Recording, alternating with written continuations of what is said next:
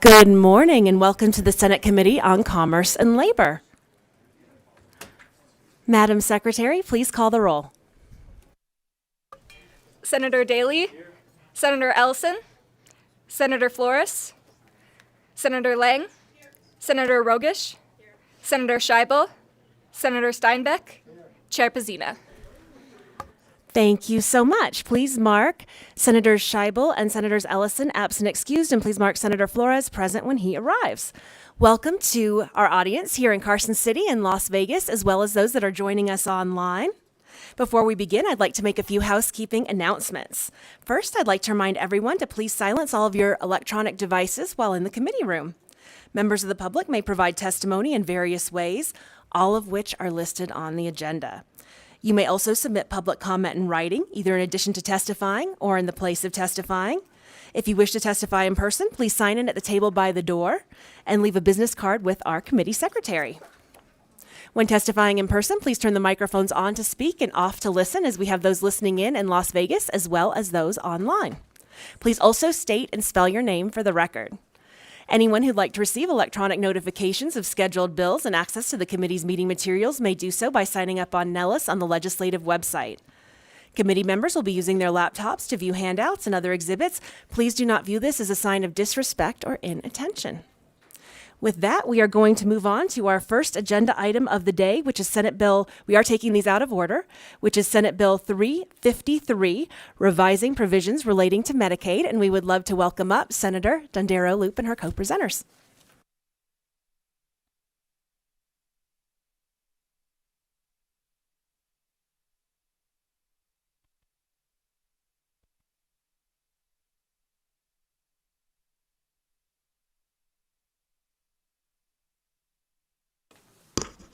Good morning, Madam Chair. Thank you so much for having us and members of the committee. I am Marilyn Dondero Loop, representing Senate District 8 in Clark County. I am joined by Dr. Michelle Paul from the Institute of Mental and Behavioral Health at UNLV, and we will be presenting Senate Bill 353, which creates a billing category for mental and behavioral health services provided to Medicaid enrollees. Before we begin, I want to note we do have a conceptual amendment for this bill available on Nellis. Medicaid is the single largest payer for mental health services in the United States and remains a critical pathway to assessing health care. Access to mental and behavioral health services for Medicaid enrollees is a fundamental aspect of the mission of Centers for Medicare and Medicaid Services, ensuring that all individuals have access to receive necessary support for their overall well-being. Chair Pezzina, with your permission, we will now summarize Senate Bill 353 together with the proposed amendment. The bill, together with the amendment, requires the Division of Healthcare Financing and Policy, the DHCFP, of the Department of Health and Human Services, also referred to as Nevada Medicaid, to create a specific billing category within the Medicaid Service Manual to the extent of available federal participation. This category is intended for clinics operated by an accredited university within Nevada. I'm now going to turn it over to Dr. Paul to give you some more information about the bill. Good morning. I have to scoop myself up here. Good morning, Chair Pezzina, Vice Chair Daly, and members of the committee. Thank you for the opportunity to speak with you today about SB 353. I am Dr. Michelle Paul, for the record, and I serve as the Assistant Vice President of Mental and Behavioral Health at UNLV and the Executive Director of UNLV Practice, which stands for Partnership for Research, Assessment, Counseling, Therapy, and Innovative Clinical Education. It's newly recognized by NSHE as an Institute of Mental and Behavioral Health, and we've operated a community-facing mental health training clinic for the last 13 years. Senate Bill 353 offers a strategic and sustainable path forward to address one of Nevada's most urgent public health crises, the shortage of qualified mental and behavioral health professionals, particularly those who serve, particularly for those served by Medicaid. The bill represents more than a technical adjustment to reimbursement policy. It is an innovative and vital step toward building the workforce we need while ensuring access to quality care for the most vulnerable. Before I walk through key points about the bill's intent, its practical implications, and I'll also talk about the conceptual amendment, I want to emphasize one thing. I know that we are serious about improving access to mental health care in Nevada. And we must be equally serious about how we train and sustain the professionals who provide it. And SB 353, I think, helps us do that. I won't overemphasize the point. I think everyone knows Nevada ranks among the lowest in the nation for access to quality mental health care. We're last for child mental health. And the current workforce supply cannot meet the demand. But there is a solution. University-based training clinics, such as UNLV Practice and others around the state, play a critical role in filling this gap. We provide high-quality, evidence-based care directly to community members, while also providing the training necessary. But we do so on limited funding. So what SB 353 does is it creates a new billing category that allows for an enhanced reimbursement rate for university-operated training clinics that deliver mental health care. And by providing this enhanced rate, it mirrors what we see in medical education that has been in existence for decades through GME funding that supports medical or physician training. But now something like this does something for the non-medical mental and behavioral health professionals like psychologists, marriage and family therapists, counselors, social workers, etc. So why does this matter? Training clinics provide quality care while building the workforce. Since 2012, for example, UNLV Practice alone has served over 6,000 community members and trained over 300 graduates with symptom improvement rates that rival routine care settings.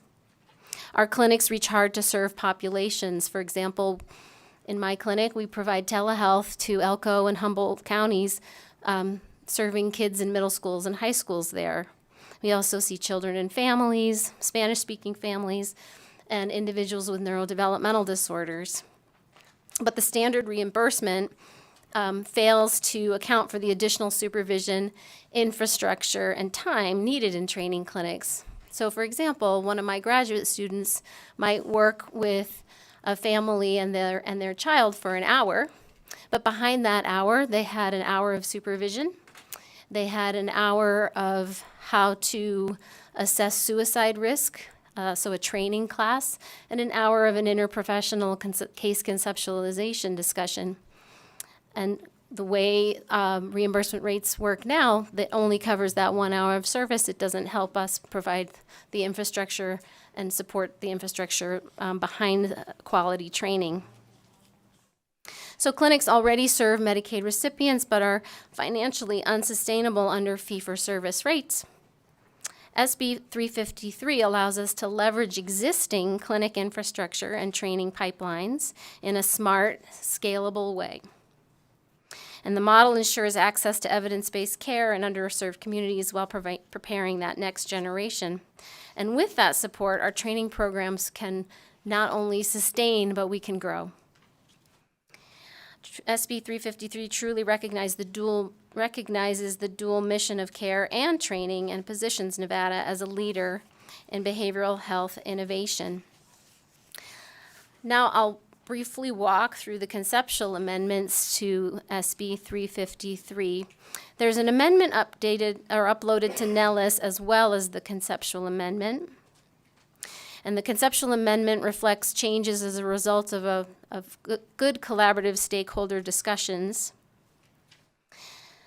The amendment to section 1.1A just clarifies that the billing category is specifically designated for university-operated clinics, including operated by medical schools.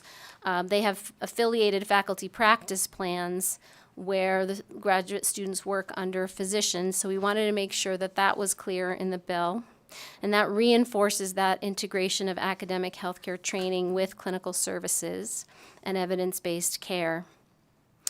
The amendment to section 1.1A1 just fixes some of the language to make sure that there's consistency and is inclusive of behavioral health, which also includes addiction and substance abuse counseling.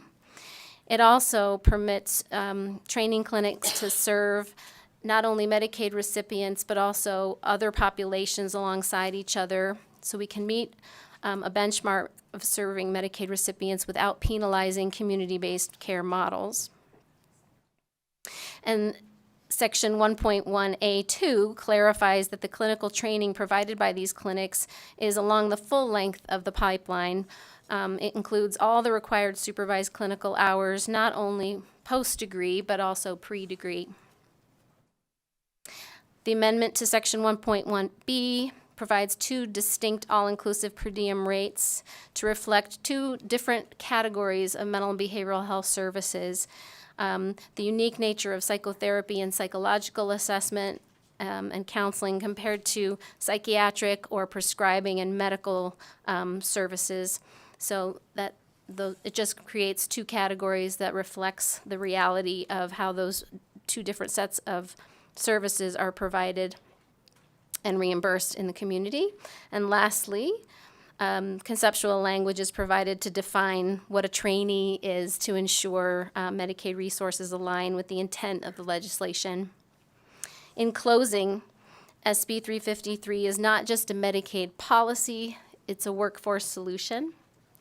It ensures that university-based training clinics can sustain and expand their services to Medicaid recipients while training the clinicians Nevada desperately needs. This is an innovative, forward-looking investment in our state's mental health future. And I thank you for your time and attention, and I'm happy to answer any questions. Thank you both so much. I think we might have only had one of those conceptual amendments posted onto Nellis, so we'll make sure that we get the other one for the committee to review as well. In the meantime, do we have any questions for from the committee? Look at that, a quiet start to the day. You answered a lot of questions. So I think we'll take a look at that conceptual amendment, but we really appreciate the presentation and we thank you so much for your time. And I love, Senator, that you're in your UNLV red today too. The University of Nevada, Las Vegas Rebels. And for the record, I'm wearing green for mental health. It was perfectly coordinated. Thank you so much, Senator and Doctor. And we will open up testimony in support of Senate Bill 353. We'll start in our physical locations and then move to the phones.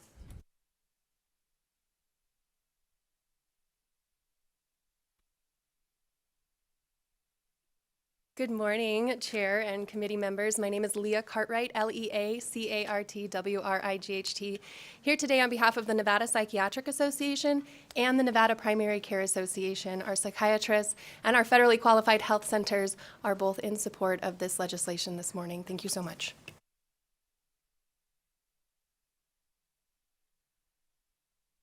Thank you very much.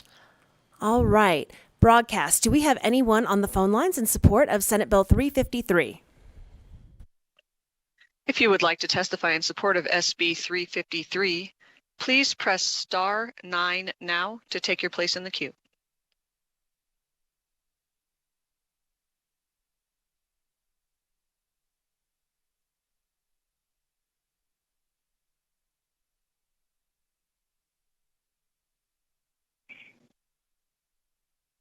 Good morning. Am I connected? You are. Thank you. Please proceed. Good morning.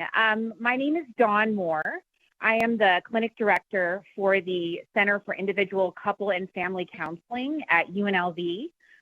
We are under the Kerkorian School of Medicine, their Department of Psychiatry and Behavioral Health. I want to thank Michelle for letting me come today. Dr. Paul and I have been meeting fairly frequently about collaborations between my clinic and the practice. We train the couple and family therapy graduate students, and the clinic has been around for almost 30 years. But again, this legislation would be such a move forward for our students and our ability to increase access to care for the community. Just last year in 2024, we did about I would say 4,500 to 5,000 sessions.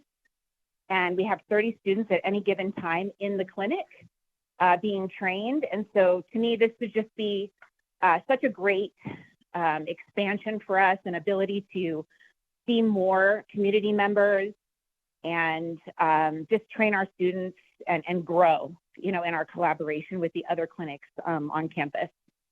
So thank you. Thank you so much. Broadcast, do we have anyone else on the lines? If you recently just joined us, we are currently in support of SB 353. If you would like to testify in support, please press star 9 now to take your place in the queue.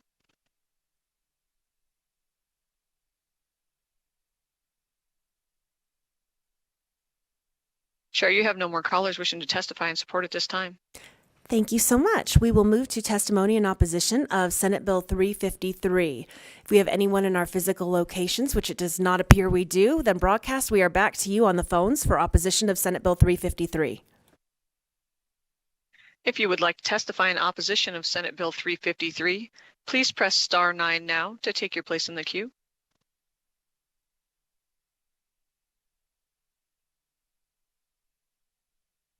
Chair, you have no callers wishing to testify in opposition at this time. Thank you so much. That moves us to neutral. Do we have anyone who'd like to testify in neutral on Senate Bill 353? Okay, I don't see anyone in Carson City. Let's make sure. I don't think we have anyone in Vegas who's going to testify in neutral. Back to the phones. Broadcast. Anyone to testify in neutral on Senate Bill 353? If you would like to testify neutral on Senate Bill 353, please press star 9 now to take your place in the queue.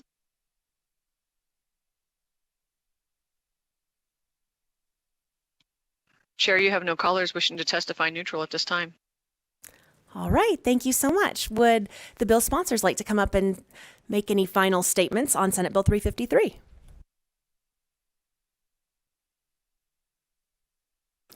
Thank you very much, Madam Chair. Marilyn Dondero Loop for the record. Thank you for hearing this bill today on this utmost important decision, and I urge your support. Thank you very much. Thank you so much, Senator. And that closes our hearing on Senate Bill 353. And we will move to the next item on the agenda, which is going to be Senate Bill 260, revising provisions relating to air quality. And we will welcome Senator Flores.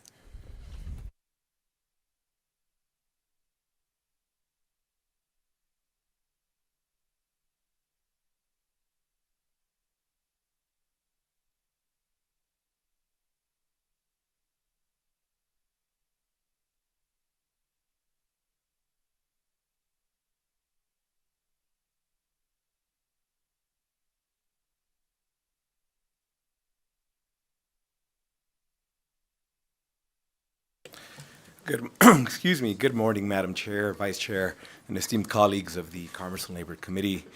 I am State Senator Edgar Flores, proudly representing Senate District 2.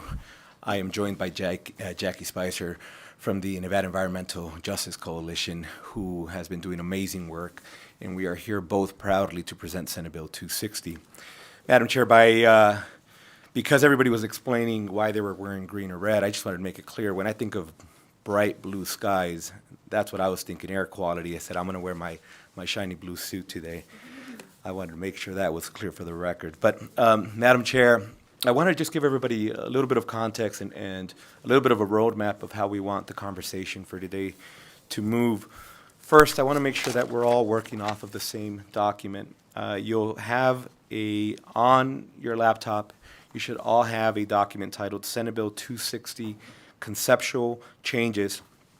And it reads at the top, based on feedback from Nevada OSHA, stakeholder meeting from March 19th, and Reno Chamber on March 25th. So I just want to make sure that we're all working off of that conceptual amendment, and so that we don't make any mistakes and go back to the original document and create any confusion. So I wanted to make sure and give everybody a second to find that document. In addition to that, Ms. Spicer has prepared two, I think, phenomenal documents that are going to be very helpful for everybody to, and Madam Chair, if you could please confirm that we in fact have that document, and if not, so that we may make a quick copy and get one to the committee. Thank you so much. I believe we have a copy on our desk, so committee members look on your tables for those, but I don't believe it is yet in Nellis, but we do have it on our tables. Thank you. Perfect. Thank you, Madam Chair. Again, State Senator Edgar Flores for the record. So before I hand it over to Ms. Spicer, who's going to walk us through the amendment, walk us through the stakeholder meetings, and walk us through how we intend to achieve the objectives that we set out, I want to just give everybody a little bit of the genesis of how we got to where we stand today. When I first ran for office, one of the first missions that I had is that I wanted to make it a point to ensure that we have a gold standard, not just in gaming. As we know, when people look to the state of Nevada and they think of gaming, they think gold standard. We set the parameters of how we do things correctly here. And that is an amazing bar that we should all seek to achieve in every aspect of Nevada life: health, housing, employment, and small businesses. And I can go on with that list. And particularly from the background that I come from, I come from a family, a very humble, hardworking family. We all worked 2 or 3 jobs. My father, when I was a child, was cleaning pools, doing construction, selling newspaper, doing everything imaginable to take the family to the next level. Gratefully, because of those sacrifices for my family, I had the privilege of getting an education, becoming an attorney, and then standing here before you. But it did not come for free, and there was a lot of sacrifice that came from the family. One of the things that I often reflect on is what protections were in place back in the 80s when my father was grinding it out, when my mother was grinding it out as a maid, and doing the work that was necessary to take our family out of that stage of poverty. And one of my frustrations that is, even from then, in comparison to 2025, we've moved the needle very little on setting standards to ensure that every Nevadan has the same protections. We've had a similar conversation in previous sessions when it came to working in outdoor excessive heat. And we realized that we had not set anything into regulation, we had not set anything into the NRS to really create these basic parameters. So during the interim, and I again commend Ms. Spicer for this, because we've been working for over a year on this. And we started off by, where is the gold standard? And we went to our unions, who collectively bargain, who set the rules on how to do things correctly. We have the best training, the best possible outcome because of that training, while at the same exact time recognizing the humanity of the individuals in the hands that make that work, and acknowledging that they deserve protections, acknowledging that they deserve the basics. And so we started with them, because the last thing we would ever want to do is to impact somebody's ability to feed their family. Said, how do we create a minimum standard where individuals can feed their families and at the same time do it in a responsible, safe manner? And after conversing with them, we then went to responsible small businesses and had conversations with them. After doing all that, we then came out with Senate Bill 260. Now, what are we getting at? In Senate Bill 260, as you all know, we've had situations, particularly in Northern Nevada, but not unique only to Northern Nevada, where the air quality index has been so horrific that it was dangerous for individuals to be outdoors working. And yet we didn't have a standard. We didn't have a rule. In fact, you'll hear from the opposition, if you ask them, what is the rule today? Unless you've collectively bargained for it or you have a very strong union behind it, it's not entirely clear at what point we should have a work stoppage, at what point we should trigger basic protections. So rather than inventing something out of the air, we said, let's talk to the good business practices now, the good business owners that have good business practices. Let's talk to the unions. And we said, let's create that basic parameter. The parameters are set here. When air quality index hits 150, and Ms. Spicer will walk us through that in great detail, we want to make sure that there's procedures in place and that there's 6 options of what would be corrective actions, including providing an individual an N95 mask, which, by the way, you'll hear is the minimum standard, because most good businesses with good practices go far above and beyond that. The second thing is, at what point should we trigger a work stoppage? When should we make sure that no individual is out there in a condition where their health is now at risk because they're trying to feed their families? And we came up with 200, again, based on good practices now, national standards, and Ms. Spicer will go through that as well. Lastly, we wanted to make sure that we weren't impacting anybody that's involved in any type of emergency services, providers, law enforcement, firefighters, EMT, et cetera. So we've carved them out. In the amendment, you'll also see that we carved out our mining folk because their standards are so much far superior and above anything here. We've also carved out trucking because they follow certain federal guidelines. So again, when we realize that they're above and beyond what we're setting as a minimum parameter, we didn't want to touch that and we carved them out. With that, Madam Chair, if I may, I'd like to now hand it over to Ms. Spicer. She's prepared a very detailed slideshow for us to go through. Thank you, Senator Flores. Good morning, Chair Pazina and members of the committee. My name is Jackie Spicer. That's JACKIESPICER. I am a lifelong Nevadan, and my past experiences as an outdoor worker include working as a lifeguard at a public pool. I was a member of a trail crew in the Spring Mountains, and I've spent the last 6 years as a campaign worker knocking doors throughout the state. So that being said, I also care about this issue because my little sister is a barista at a well-known coffee shop franchise that requires folks to work outdoors and go car to car asking for people's orders. So when I think about this bill, I think about my family and I think about my past experiences and the really broad range of people who would be protected if this bill were to pass. Today, I am here representing the Nevada Environmental Justice Coalition as our coalition coordinator. The Nevada Environmental Justice Coalition is a statewide coalition of community organizations that come together to advocate for sustainability, justice, and equity in all levels of government decision-making. Together, we aim to liberate frontline communities from environmental hardship, and that is why we are bringing forward Senate Bill 260 with Senator Flores today. So as Senator Flores mentioned, this bill is about protecting the safety and well-being of workers. Worsening wildfire conditions in Nevada and our surrounding states have made fires more frequent, more severe, and lasting longer. Smoke from these fires contains fine particulate matter, which is a harmful pollutant that can enter the bloodstream and trigger respiratory and cardiovascular health problems. This legislation establishes clear, quantifiable criteria for defining a weather day due to wildfire smoke, which is essential for project planning and risk management. During periods of unhealthy air quality due to wildfire smoke, at AQI levels greater than 150, employers shall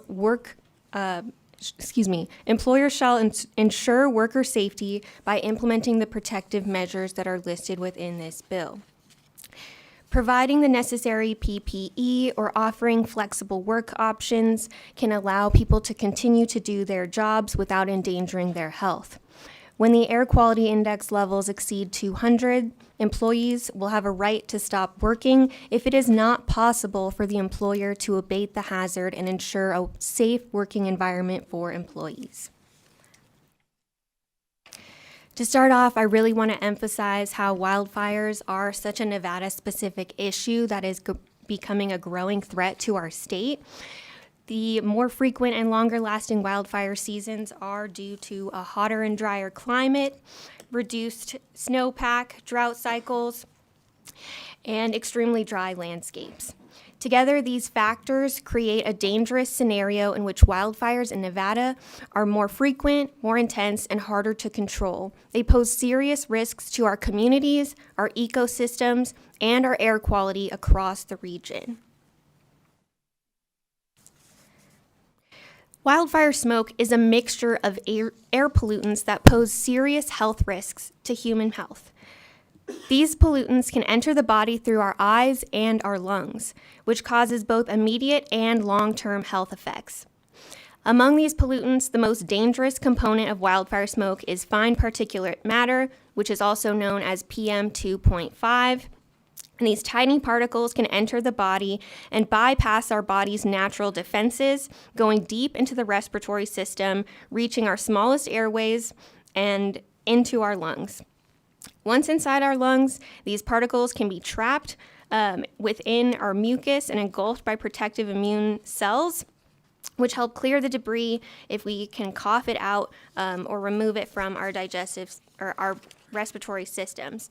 However, not all particles are easily removed, and some may travel from the lungs into our bloodstream, affecting other organs and bodily systems.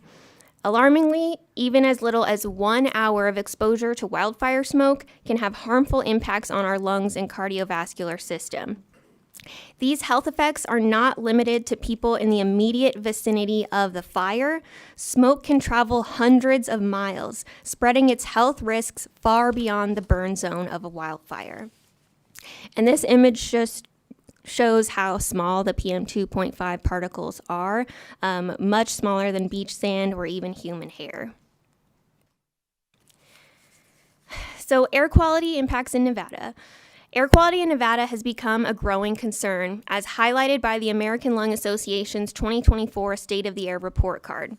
In this report card, Clark County, Washoe County, and Douglas County have all received failing grades for air quality particle pollution last year. Cities such as Reno, Carson City, and Fernley have all been identified among the top 20 communities in the United States with the worst air quality, placing Nevada prominently on the list of areas with the most hazardous atmospheric conditions for community members. This issue has been made significantly worse by the increase in wildfires, which is also recorded in the report. And just for reference, in 2021, Northern Nevada experienced the worst air quality on record due to wildfire smoke from the California fires in 2021. So I wanted to highlight that because we're going to go over the last 10 years of air quality index data in Nevada, and so we're going to talk about what happened in 2021. Overall, this report stresses that wildfires have become a leading driver in the rising number of days with dangerously polluted air, creating health hazards that extend far beyond the fire zones and into densely populated communities throughout our state. So what is the Air Quality Index? What is AQI? The U.S. Air Quality Index is a standardized tool that's used to communicate the overall quality of the air in a specific geographic area. It serves as a comprehensive indicator by taking into account multiple criteria of the air pollutants, including PM2.5. The AQI scale runs from 0 to 500, with the lower values indicating better air quality and the higher values representing increasingly dangerous levels of pollution. So this image is taken directly from the US EPA. It is the standardized tool. It is color-coded and numeric to make it as easy as possible for all of us to understand what level our communities are being impacted at and also what level of hazard that we are facing. So the thresholds that we are going to discuss kick in at red, indicated at unhealthy 151 to 200. And then the second threshold is at purple, which is very unhealthy at 201 or greater. So the US EPA has air quality index reports going back to the 1980s. We've compiled the last 10 years of total AQI records for your reference.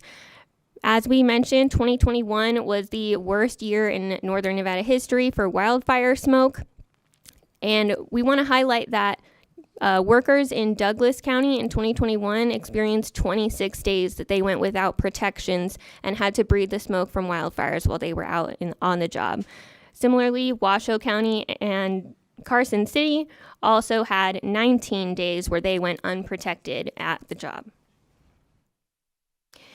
As far as very unhealthy and hazardous days where the AQI level is over 200, these are not a lot of days that we are talking about. The greatest number of days in the last 10 years was in 2021 in Washoe County, where they had 9 days all year long that would have reached this standard.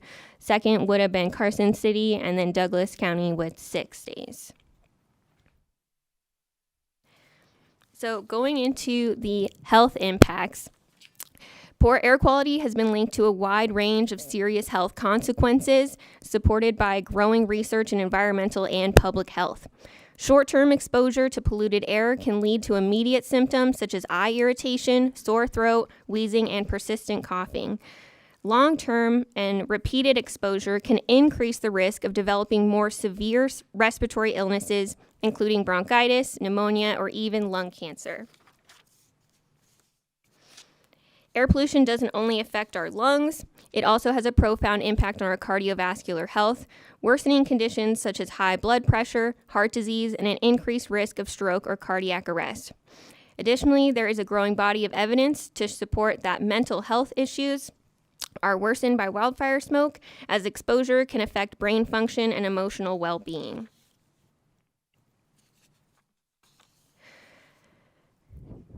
Risk factors impact everyone differently, and exposure varies from person to person. Outdoor workers face unique and often heightened risks when exposed to toxic air quality caused by wildfire smoke. These symptoms are, excuse me, this is my first time presenting, I'm a little nervous.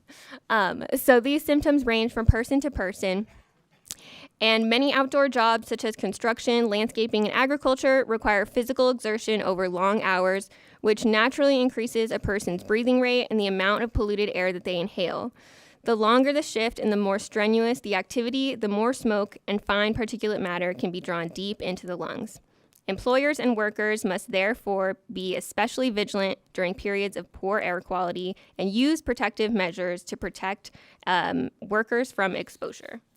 We also put something at the bottom here of the presentation. It's an AQI to cigarettes calculator. So referencing in 2021 in Douglas County when there were 26 days of AQI levels over 151, it is the equivalent of forcing workers to smoke 26 and a half cigarettes on the job. So, certain populations are especially vulnerable to the harmful effects of air pollution caused by wildfire smoke.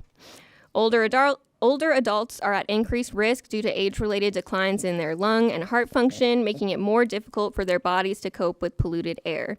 Children are susceptible with their developing lungs. Pregnant women face unique risks as wildfire smoke has been linked to complications such as low birth weight and adverse health outcomes. Individuals with pre-existing conditions, such as asthma, COPD, or heart disease, are at a heightened risk of experiencing severe symptoms. Communities of color and economically disadvantaged populations often face disproportionate exposure to air pollution and may have limited access to health care, clean air resources, or safe evacuation options during wildfire events. People living with chronic health conditions such as diabetes and obesity are also more vulnerable as these conditions can exacerbate the body's response to air pollution. So, what this bill does is ensure that workers have a safe working environment and employers are responsible for making sure that happens, especially during periods of poor air quality caused by wildfire smoke. So, when the AQI level rises above 150, classified as unhealthy, employers shall take steps to reduce workers' exposure to hazardous air. This can be done through administrative controls, such as altering work schedules, engineering controls, like providing filtered air spaces, or the use of personal protective equipment. At minimum, workers should be provided with the approved masks by the National Institute of Occupational Safety and Health. If the air quality index reaches over 200, entering the very unhealthy category, if it is no longer feasible to sufficiently reduce exposure through these methods, employees should not be required to continue working under these hazardous conditions. And again, we mentioned that wildfire smoke can enter our bodies through our eyes and our lungs. So at this rate, a disposable N95 mask no longer becomes an acceptable form of protection for workers to do their job safely. To stay compliant and make informed decisions, employers should regularly monitor air quality using reliable sources. Based on the stakeholder feedback that we received, We have indicated a primary resource for determining the EPA's air quality index to be AirNow, which can be accessed at airnow.gov. It provides real-time data and guidance for protecting workers' health during air quality events. What are the impacts, economic impacts of this bill? So Senate Bill 260 offers businesses a degree of flexibility in managing the challenges of wildfire smoke. For instance, employers can shift work schedules, offer clean air breaks, or take other preventative steps to protect workers and reduce disruptions. We believe that providing N95 masks is a low-cost and effective solution in order to protect workers. These respirators are relatively inexpensive and significantly reduce the exposure to harmful particulate matter in the wildfire smoke. This bill also establishes clear, quantifiable criteria for defining a weather day due to wildfire smoke, which is essential for project planning and risk management. Under most construction contracts, contractors are entitled to a day-for-day extension of the project schedule when unanticipated weather days, such as hazardous air quality, affect the project's critical path. The number of expected weather days can be estimated using historical monthly data specific to the project's location. As we mentioned, the U.S. EPA provides free, publicly accessible data on historical AQI levels in all 50 states. We also just wanted to note that for weather days, it's typically not considered paid time off. We're not advocating that people would be getting additional PTO for these days. By protecting workers, businesses can avoid costly disruptions such as decreased productivity, workers' compensation claims, and long-term healthcare expenses. In this way, implementing proactive air quality safety measures not only complies with regulation, but also makes strong economic sense. So we've received a lot of questions during our stakeholder meetings and talking to folks. So we just wanted to make sure that we are addressing some of those things. One of them being, who does this apply to? This applies to outdoor workers, and within the conceptual changes document that we have provided, we have gone through and provided the definitions of how outdoor work is defined by the U.S. Department of Labor and the Bureau of Labor Statistics. Those are the definitions that we will be choosing to move forward with for this bill. How would Nevada OSHA measure AQI levels?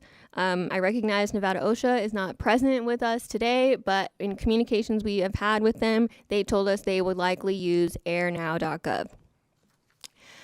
What are the next steps if this bill passes? The Division of Industrial Relations would evaluate the final language of the bill and then send out guidance to employers to help them comply with these new requirements. Does this bill apply to public and private employees? Yes, it applies to everyone. Who is exempt? As Senator Flores mentioned, we have exemptions for small businesses, those who have 10 employees or less. We also have carve-outs for the mining industry workers and CDL truck drivers, because those are folks who are held to higher standards at the federal level already. Did I miss anyone? And emergency service providers. Thank you. One question that we received multiple times from varying stakeholders was asking whether or not employees can waive their right to use PPE, or if employers could provide a waiver form to remove the liability from employers if an employee chooses not to wear a mask. So we have several things that we want to say about this. First, we recognize that people may have varying reasons that they personally would maybe opt or choose to not wear a mask. However, it is a responsibility for employers to ensure that their employees are following OSHA guidelines, and it is not our responsibility to tell employers how they should or should not discipline their employees if their employees choose not to wear personal protective equipment that is provided to them by their employer. So it is not something that we can waive, because this is already federal law within the Occupational Safety and Health Act, that OSHA's standards do not include exemptions. And also, currently, OSHA does not have any way to enforce this legislation beyond the general duty clause. So we want to ensure that we are setting a standard, that Nevada OSHA can create the guidance to work with industry representatives and ensure that they're able to meet those standards. And there is nothing in a liability waiver that prevents or precludes a worker's right to file a complaint under the Occupational Safety and Health Act. And employers are already required to comply with OSHA's respiratory protection standard. So it would not make sense for us to try to include some sort of no liability clause into a state law that is already superseded by multiple different levels of standards that are both within Nevada OSHA and federal OSHA. So I just wanted to clarify that that is why that was not included in the conceptual changes to this bill. And that was all that I had. Okay, thank you so much. We are going to open it up for questions on Senate Bill 260. Do we have any questions? Senator Rogich. Good morning, and thank you for the presentation.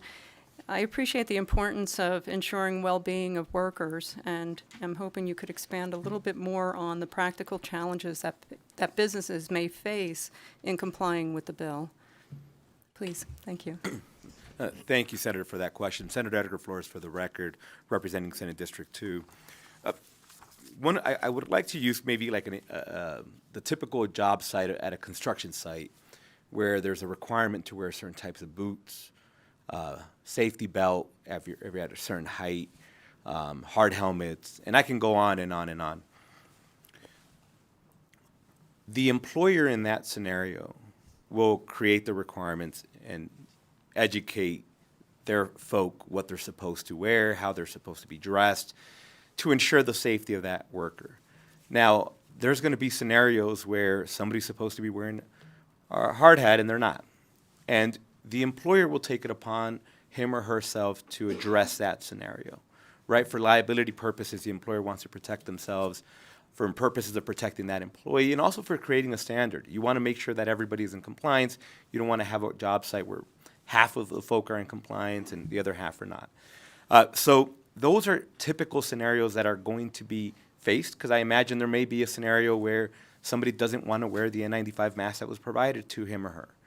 But those are scenarios that exist today. Those are practical issues that exist today where people don't want to wear a certain uniform. And that has nothing to do with OSHA regs, right? But an employer has to impose rules. And they go far beyond anything that's set in a minimum standard here. There are just requirements that employers every single day face. I'm an employer myself. I have 2 small businesses. And I can tell you that sometimes getting everybody to comply just with dress code is difficult, right? Because sometimes one individual says, well, that is professional attire, and the other one may say, no, it's not, right? And why do they get to get away with that, not me? Those are practical things that happen every single day at a job site. I don't want to minimize that or downplay it. But I think at a bare minimum, our job as a state, at least the way I read it, is create a minimum guide to ensure that if an individual is going to be exposed to poor air quality, that there's procedures in place, and we left it very broad and flexible so that OSHA can come into each and every different kind of industry and say, for your industry, this makes sense. For your industry, this makes sense. For your industry, this makes sense. We wanted to give that flexibility, which is why we moved away from creating a very specific rule that we said everybody must comply in this manner. We wanted to give OSHA that flexibility, understanding that there's going to be challenges and folk are going to make it difficult. And also just different industries, if you're working remotely 100 miles to the east from here versus if you're working in Carson City or Reno or Las Vegas, different scenarios. My point is, our objective, at least the way I see what we're trying to achieve as a body here, is that we have that minimum standard. And that minimum standard is you have a process in place, you have an educational component, and you provide the material.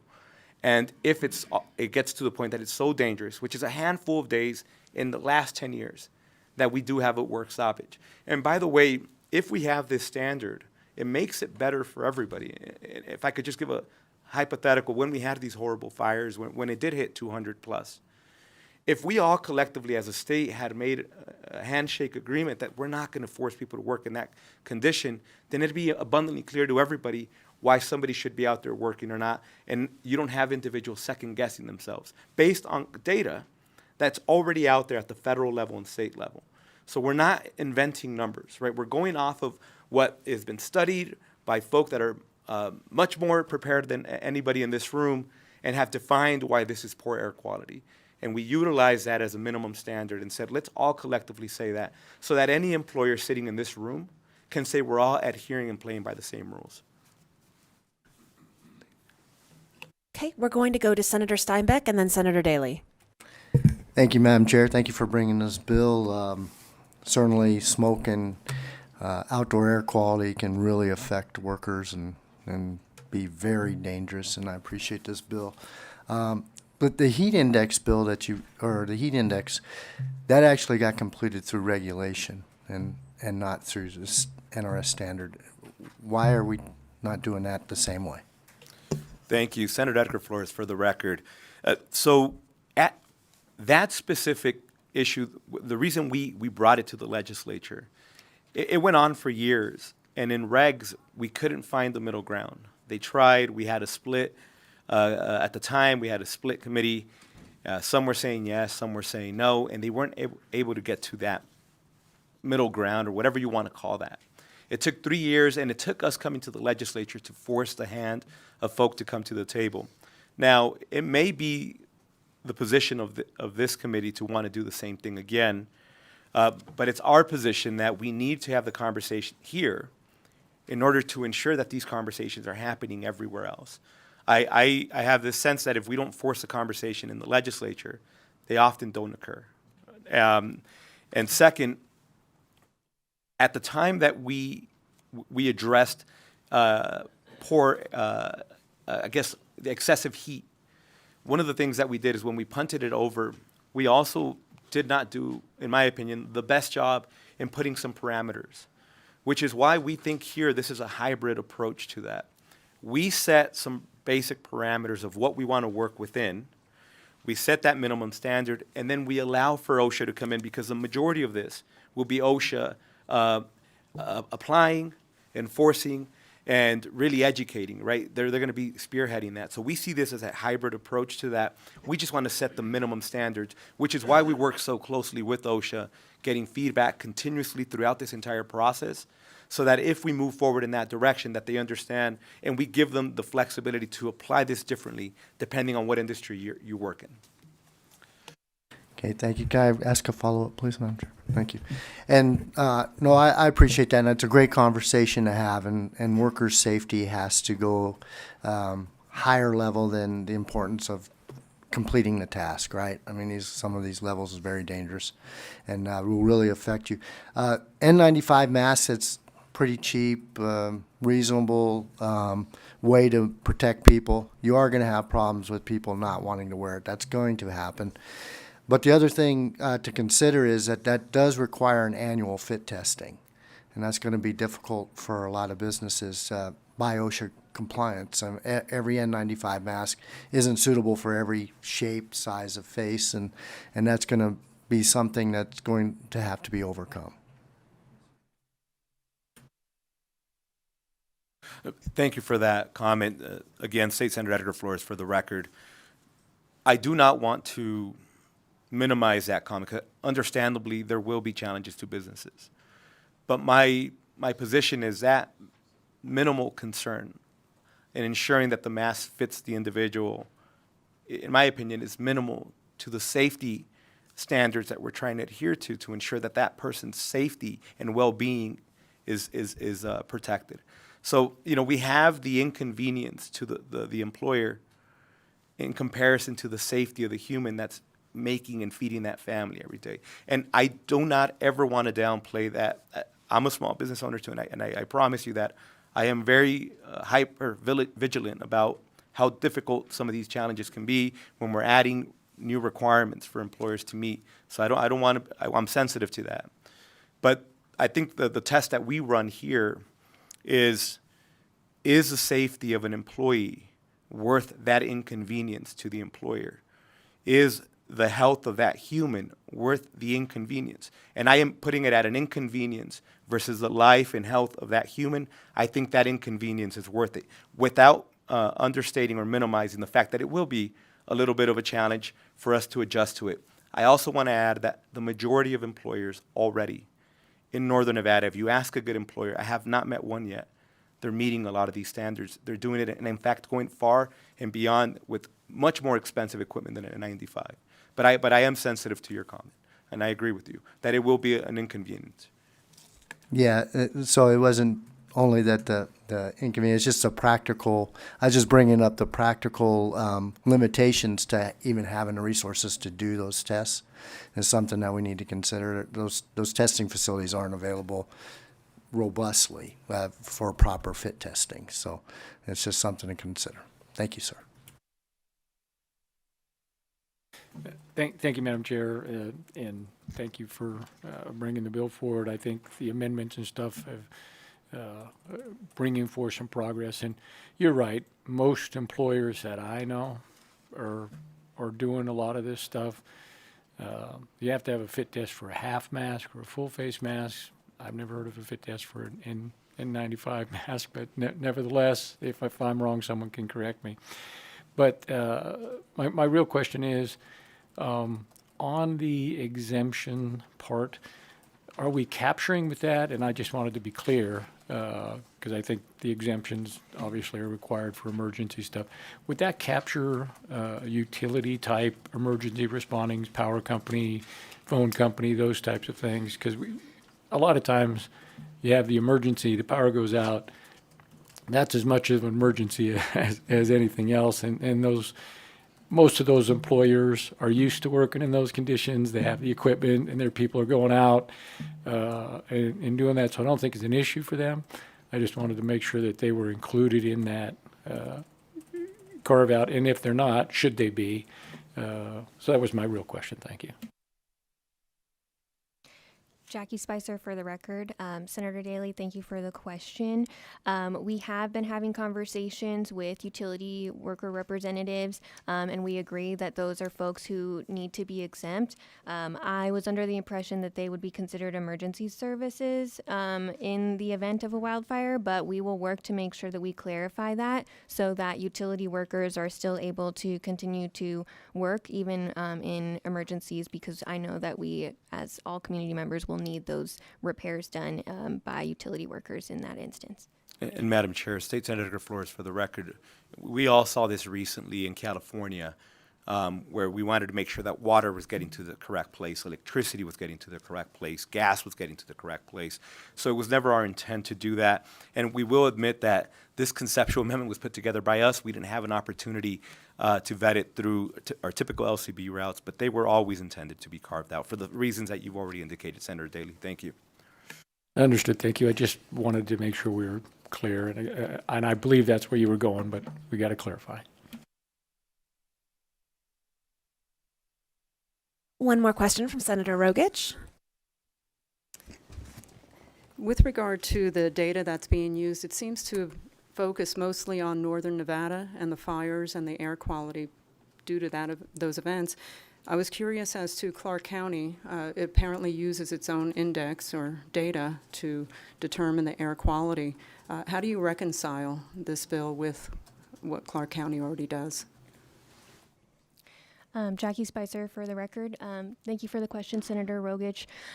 So Clark County also uses the AQI index levels, so they can also be monitored through Air Now. They aren't using separate data from this, as far as I'm aware.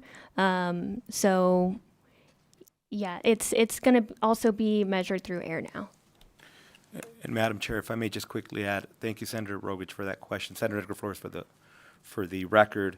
And I don't know if you had an opportunity to review the 2 slides that we provided, but in those slides, we were going off of the AQI readings, and there have been scenarios where in the last 10 years, there's been about 17 days that the AQI reading was over 150 in Clark, and then there was approximately 4 days only where it hit over 200. But I'll share anecdotally, during the wildfires of California, in the past couple of years where they've impacted Southern Nevada. I had scenarios where they refused to release a client of mine from the detention center because the ICE officer could not drive to the location and physically walk them outside of the detention center because the air quality, per their collectively bargained negotiations, it was a weather day. And so they refused to release that client of mine for multiple days because the air quality was that poor. But again, that's just a scenario, anecdotally, that I'm sharing. But there have been scenarios where unfortunately the air quality was that poor, even in Clark. Okay, I have one question, and then we'll go ahead and start taking testimony. I think we have a few people here waiting to testify. In Section 1, Part 8, and I apologize if this was part of the amendment, it mentions one of the carve-outs is for employers that have 10 or fewer employees, unless the employer has employees who work in an environment where they may be exposed to air quality with particle matter levels exceeding an air quality index of 150. So I guess okay, sorry. I think you know where I'm going. Yes. Go ahead.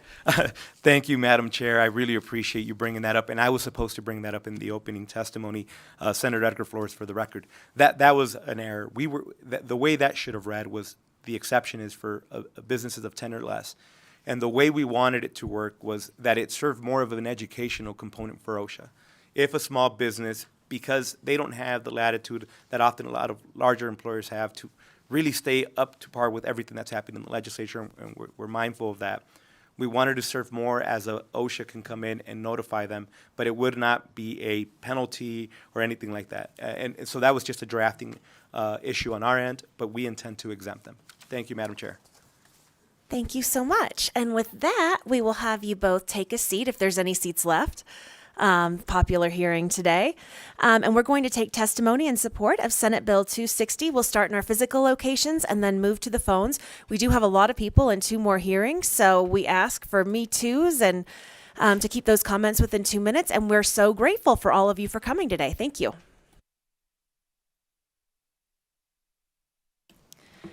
Good morning, Honorable Chair and Committee. For the record, my name is Wendy Colborn. I am Chief of Staff for the Building and Construction Trades Council of Northern Nevada, and we are here in strong support of Senate Bill 260. Construction workers who often perform physically demanding outdoor labor are among the most vulnerable to the effects of hazardous air caused by wildfire smoke.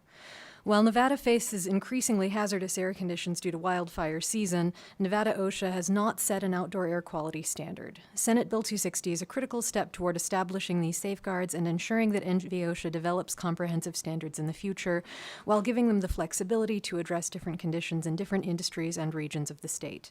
While workers can currently file complaints after the fact if required to work in hazardous conditions, at that point the damage to their health and careers will already be done. This bill will help prevent those harms before they happen without extraordinary action required by individual workers. I urge you to pass Senate Bill 260 to safeguard the health and safety of Nevada's workforce. Thank you. Good morning, Chair and members of the committee. For the record, my name is Susie Martinez, and I am the Executive Secretary Treasurer of the Nevada State AFL-CIO, representing over 120 unions and more than 150,000 members right across Nevada. Workers who are outdoors, from construction crews to farm workers, don't get to escape these inhumane conditions. They're breathing in wildfire smoke while trying to do their jobs, and that takes a toll on their health. This isn't just about discomfort. We're talking about serious long-term health impacts, chronic respiratory diseases, cardiovascular strain, and a higher risk of hospitalization. And when workers get sick, businesses, they'll suffer, families suffer, and our economy is going to take a hit.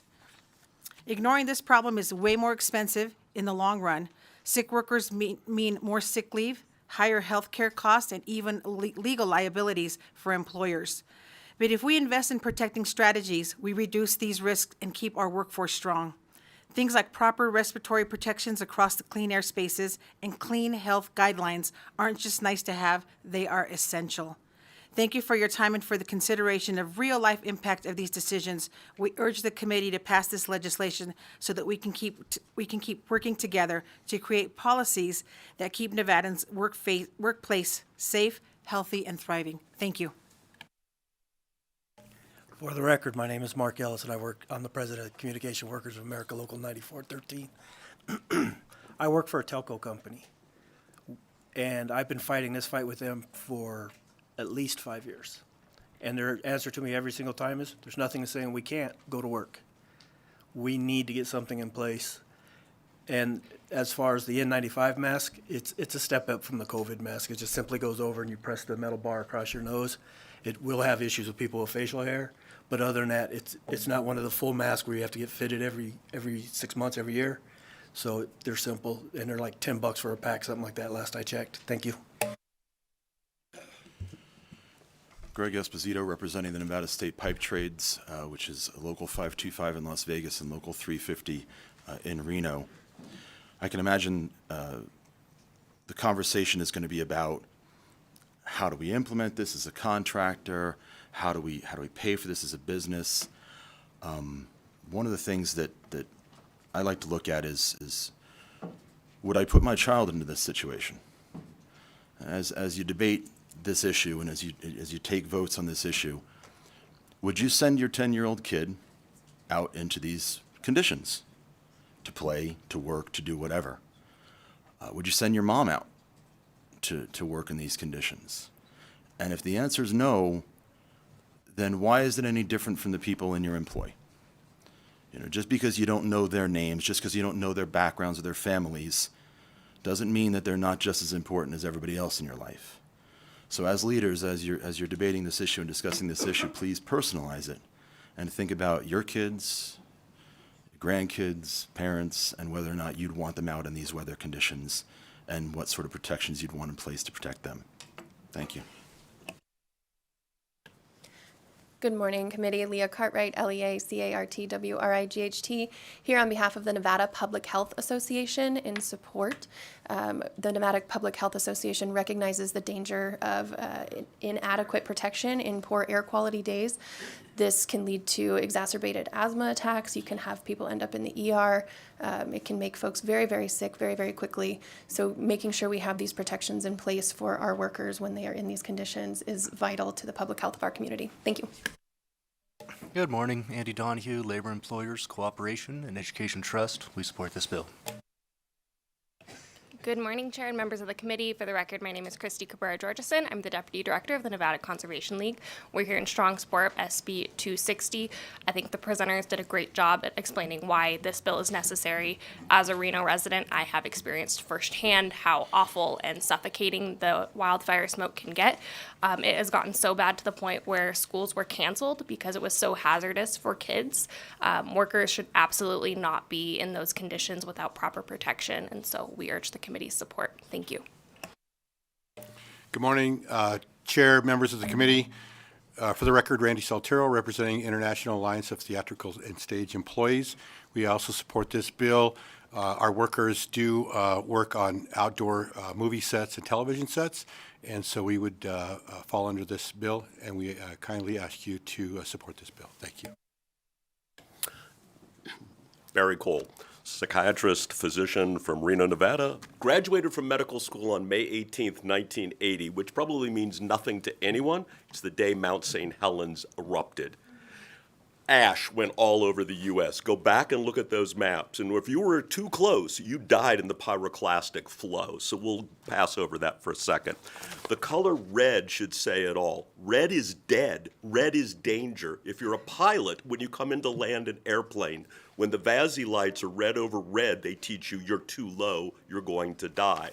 This is about trying to get people out of a job environment where they're at grave risk of physical health, respiratory issues, digestive issues. We haven't even talked about long-term downstream cancer effects potentially from inhaling smoke. But if you think about it, what comes in your mouth doesn't just go in your lungs, it goes down your throat, comes out of your body somewhere, bladder, maybe rectum, but it's coming out of your body eventually. We're not asking for an unreasonable standard. We're trying to say that the real critical standard is at 201. Shut the workplace down. Smoke moves. It's like all weather. It's moving. So I can remember in 2021, we saw smoke rolling down the streets of Reno. 5 minutes later, it was clear, blue, and sunny. Last year, during the Davis Creek fire, Sparks was inundated with smoke. Where I was on the west side of Reno, there was no smoke at all. Clear blue, sunny sky. things shift with wind patterns. This is a public health issue. This is a medical issue. My patients have to be counseled about exposure. Our kids need to be counseled. I'm at the point now as a member of Nevada Clinicians for Climate Action. I'm worrying about my grandkids' well-being. 1 in Las Vegas, 5 over in Fernley, 1 here in Reno.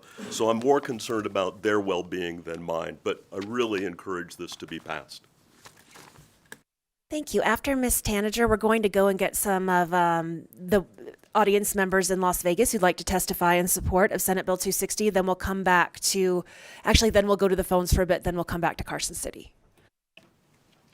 Thank you, Chair and members of the committee. My name is Olivia Tanager. For the record, I'm here today on behalf of the Sierra Club Toyabe chapter. We're a member of the Nevada Environmental Justice Coalition and the largest grassroots environmental organization in the state of Nevada.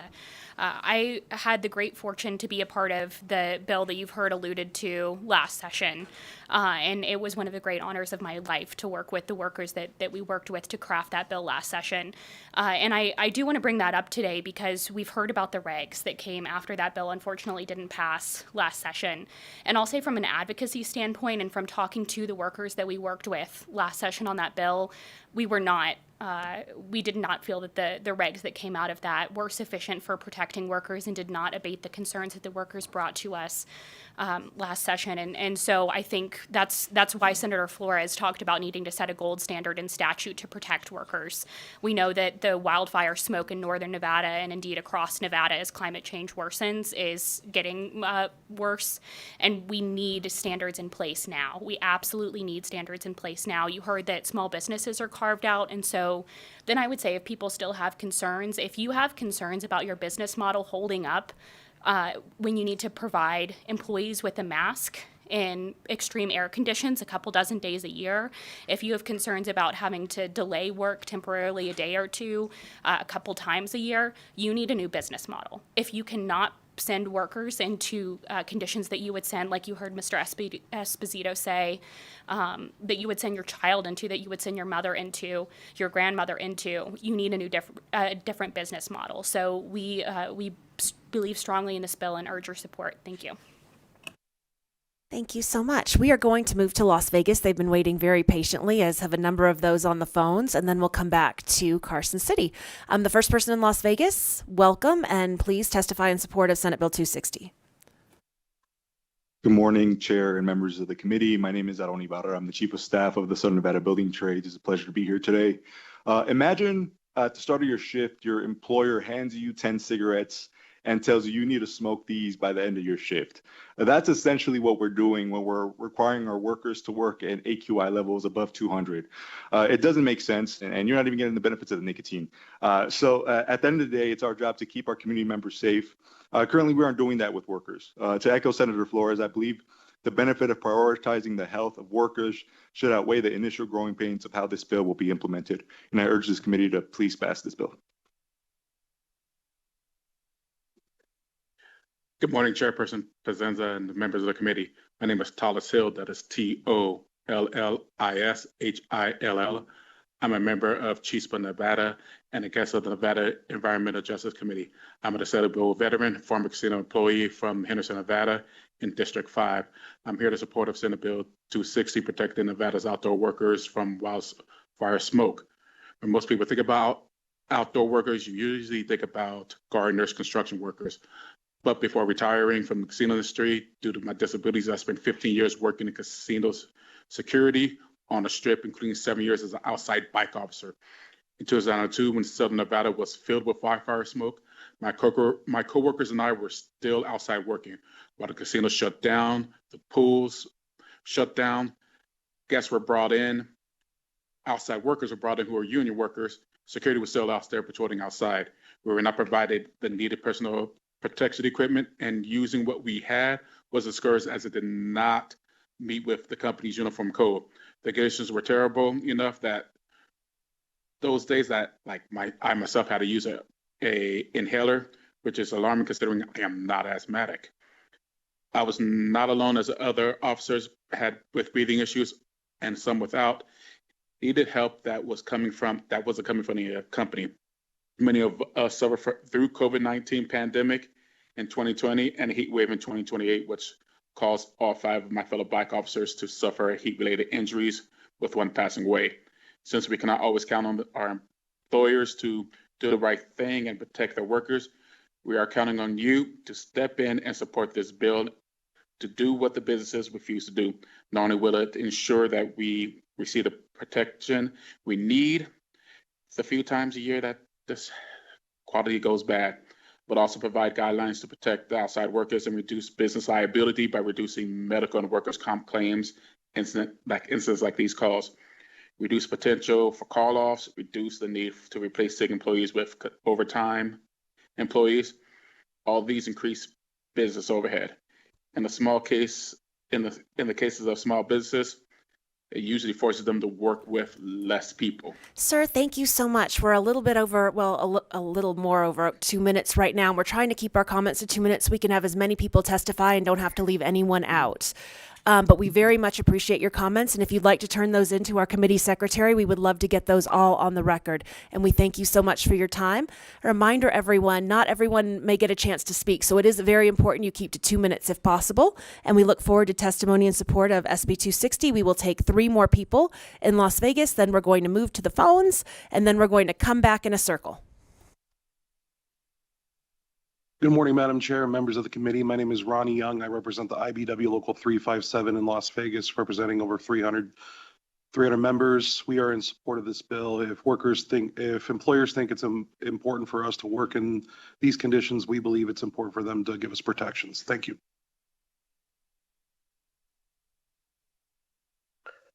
Good morning. For the record, my name is Robert Fuentes with the Bricklayers and Allied Craft Workers, Local 13. I support the SB 260 because no one should have to work in the hazardous air conditions without protection. Just a couple of years ago, we were forced to wear a mask every single day. I also believe no one should choose between a paycheck and their lungs. Thank you. Good morning, Madam Chair and members of the committee. My name is Ryan Litster, and I'm a business agent for Local 525. And I believe all Nevadans, especially our workforce, should be concerned about this topic, and I support this bill. Thank you so much. We'll take one more in Vegas. Go ahead.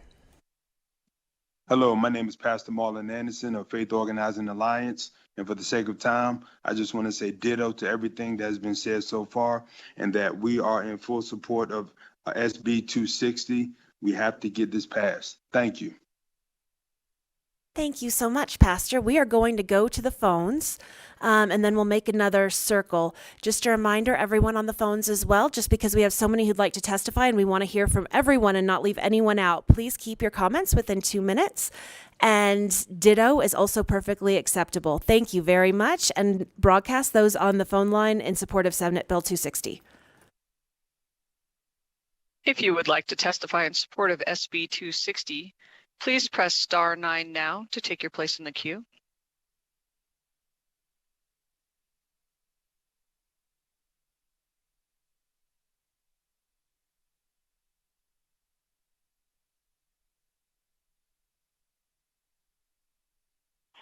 Good morning, Chair, and for the members of the committee. For the record, my name is Clarissa Principe, and I am a union member of TWU Local 577.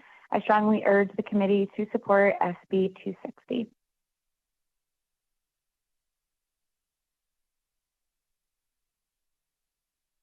Good morning, Chair and members of the committee. For the record, my name is Maria Teresa Hank, and I'm a union member of TWU Local 556, and I strongly urge the committee to support SB 260. Thank you.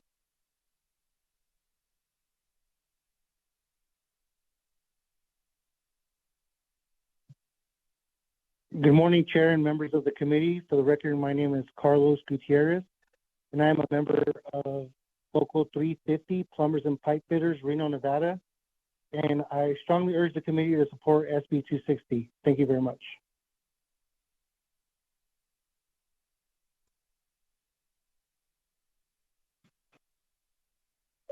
Good morning, Madam Chair and members of the committee. For the record, my name is Liz Sorensen. I'm the president of the Nevada State AFL-CIO. This morning, I am urging this committee to do the right thing by making worker safety a top priority. And you can all do that by supporting SB 260. Thank you so much for your time.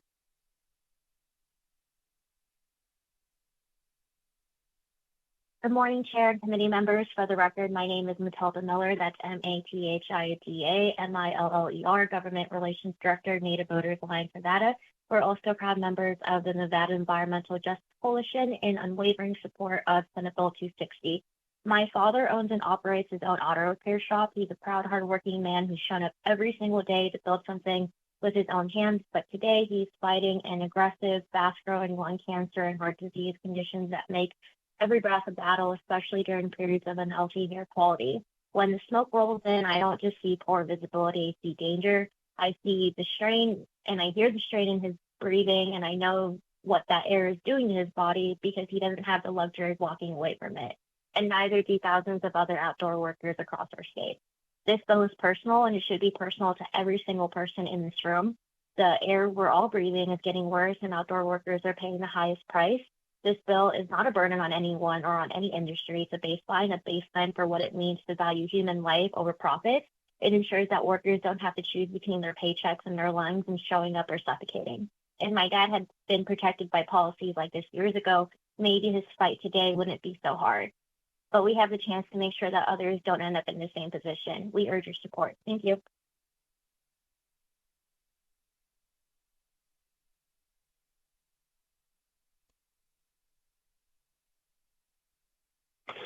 Good morning, Chair and members of the committee. For the record, I am Matthew Parker, representing the Brotherhood of Locomotive Engineers and Trainmen Teamsters Rail Conference, speaking today in support of SB 260.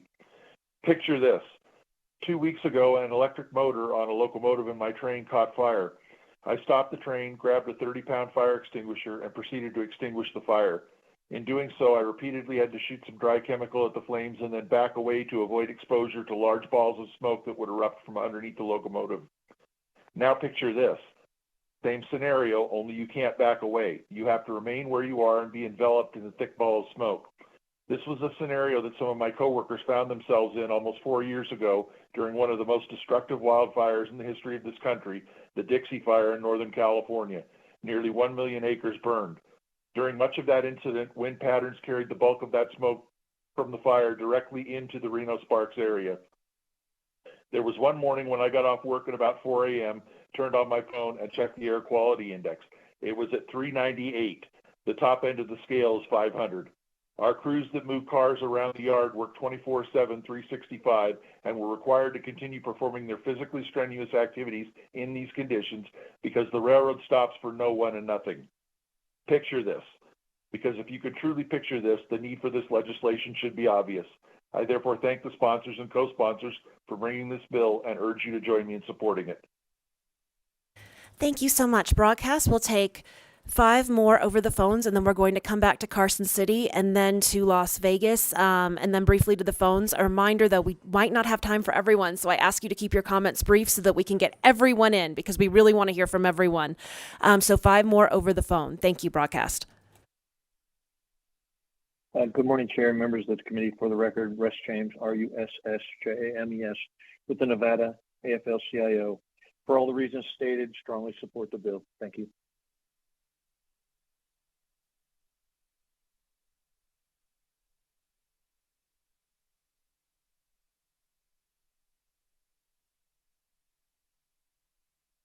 Caller with the last 3 digits of 501, please continue.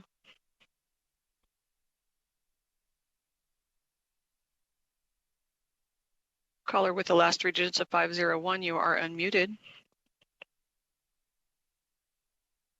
Hi, my name is Benjamin Chauner. Thank you. Please continue. Director of Public Policy for the, Benjamin Chauner, Director of Public Policy for the Alzheimer's Association, here in support of the bill. A study came out back in 2024 at our annual Alzheimer's Association International Conference that showed that of all the air pollutants, in particular wildfire smoke, increased risk of being diagnosed with dementia more than other forms of air pollution. And so this is why we're in support. I'll be able to submit a full public comment, a full support written to the Secretary. Thank you. Thank you. Can you please spell your name for the record as well, sir?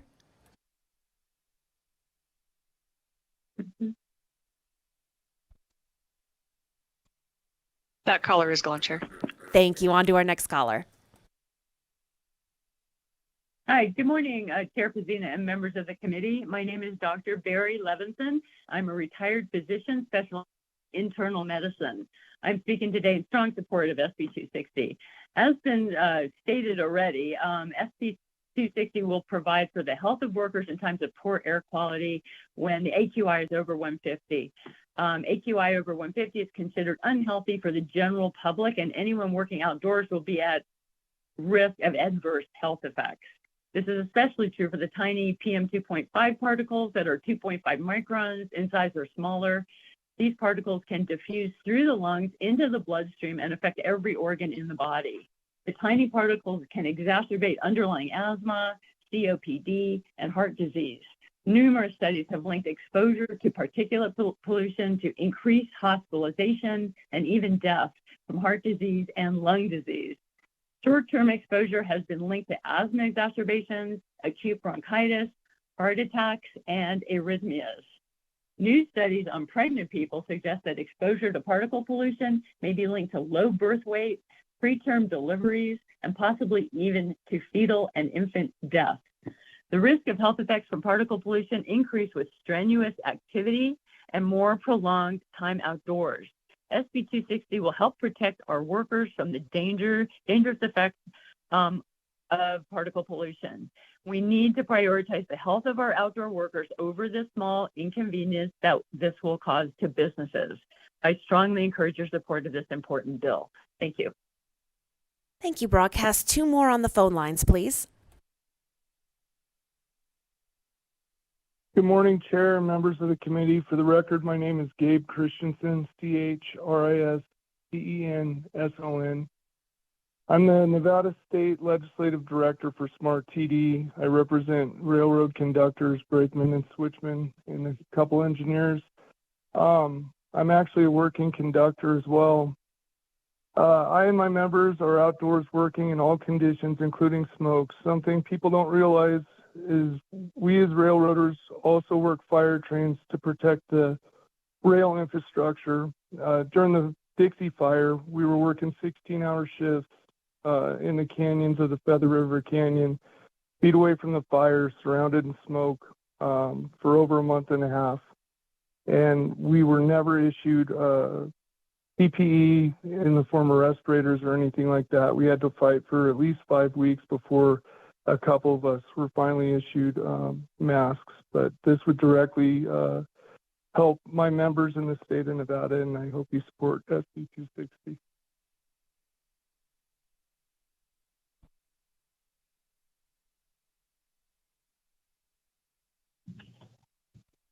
Thank you, Chair and members of the committee.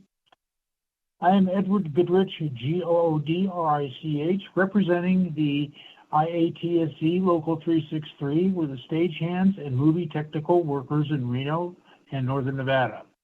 We support SB 360 and the chance to work in a more healthy environment, especially when there are increasingly repeated air quality issues, mainly due to the sudden natural disasters. Good enough. I thank the committee for their time. I'm trying to be short. Have a good day. Thank you. It is much appreciated. Just so we can give everyone an opportunity to speak, we are going to come back to Las Vegas now. Good morning, Chair and committee members. For the record, my name is Noe Orozco. That's N-O-E, accent over the E, O-R-O-S-C-O, and I'm the Government Affairs Manager with Make the Road Nevada. And we are also a proud member of the Nevada Environmental Justice Coalition. We are in support of SB 260. And just very briefly, the only thing that we would like to add to everything that's already been previously said is just as the body cannot survive without functioning lungs, our communities cannot thrive if the very workers who sustain them are quite literally left gasping for air. Let us not allow the very people who sustain our economy to be suffocated by neglect. Please support this bill. Thank you. Madam Chair, committee members, my name is Alfonso Lopez. I represent the sheet metal and air rail transportation workers with Local 88, and we are here in strong support of SB 260 to try to do the right thing, put regulations in place to protect these workers from breathing in these bad air particles to protect our lands. Thank you. Good morning, members of the committee. For the record, Tom Morley, T-O-M-M-O-R-L-E-Y, representing Teamsters Local 631, Laborers Local 872, and Laborers Local 169, Southern Nevada Lesset, and we are in favor. Ditto. Thank you so much, Mr. Morley. And we are going to go back to Las Vegas. Good afternoon, Chair and members of the committee. For the record, my name is Leslie Vega, Leslievega, and I'm testifying in support of SB 260 on behalf of Progressive Leadership Alliance of Nevada. We're a proud member of the Nevada Environmental Justice Coalition. Investing in preventative measures such as high-quality air filtration systems and access to effective protective equipment like N95 masks is not only a matter of public health, it's a matter of fiscal responsibility. It is significantly more cost-effective to prevent exposure-related illnesses than to manage the long-term consequences of poor air quality. Thank you so much.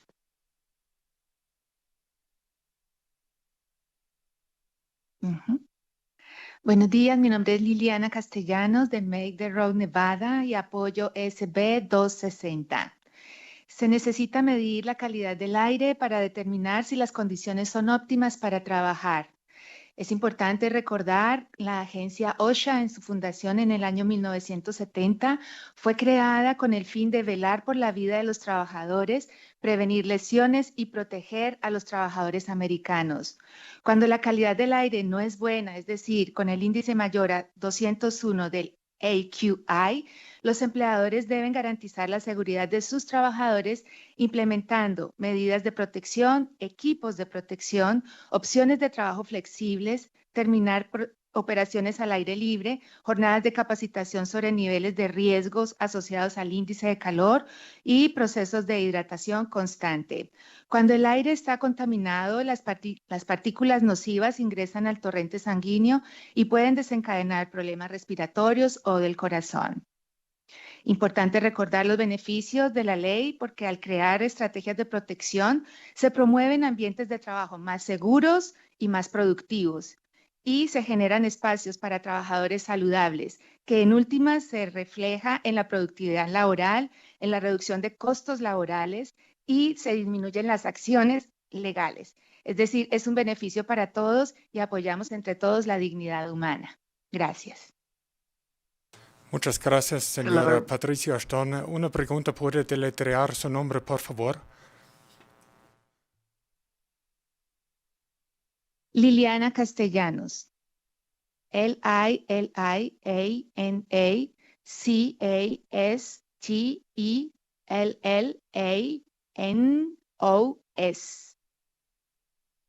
Gracias. Thank you.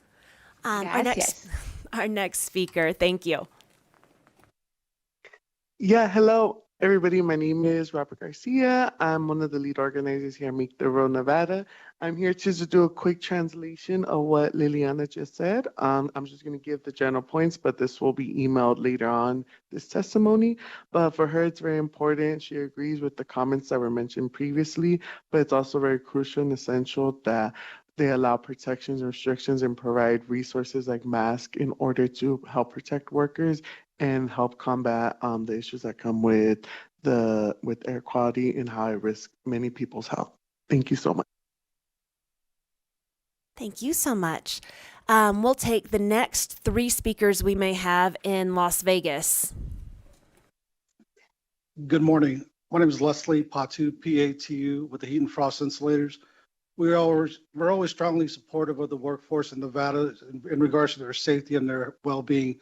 So we support 260. Thank you.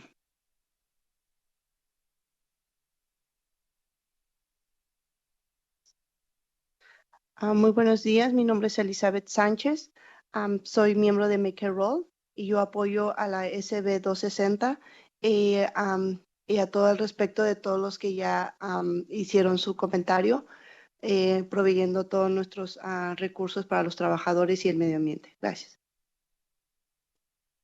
Hello, everybody. Robert Garcia for the record. Quick translation as well. Her name is Elizabeth Sanchez. She did those comments previously, and she agrees with the bill as well.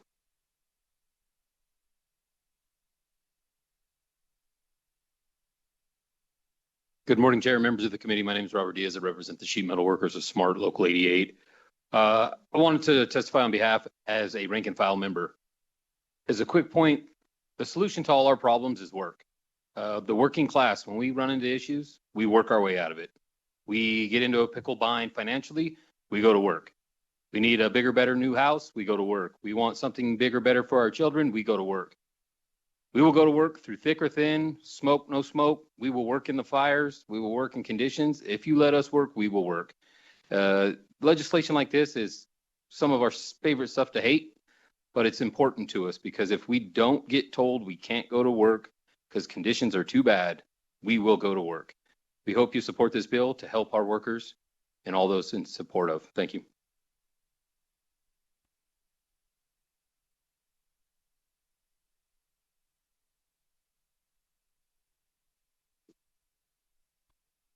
Buenos días, mi nombre es Gaudencia Torres, residente de Nevada, miembro de NEC de Rock, y estoy aquí a favor para que apoyen, por favor, SB 260. SB 260 protegerá la salud de los trabajadores, prevenirá enfermedades a largo plazo y creará lugares de trabajo más seguros. Les insisto, por favor, votar a favor en SB 260. Gracias. Can we ensure that we get her name for the record as well with your translation? Yes, of course. Her name is Hinchita Torres, and she is a member with Make the Road Nevada. She just wants to say that she dittos the previous comments as well as encourages for this bill to be passed due to protections it brings for workers. And that's it. Thank you so much. We're going to move to the phone lines. I believe we have 5 more on the phones, and then we might be able to get 1 or 2 more in Vegas, but we are going to need to move on. We still have 2 more bill presentations, and we haven't gotten to any testimony in opposition or neutral yet. So, broadcast to the phones in support of Senate Bill 260.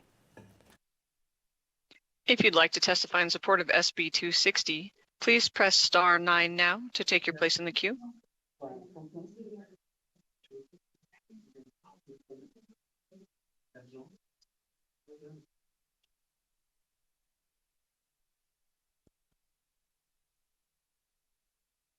Caller with the last 3 digits of 418, we can see you're unmuted. Please continue.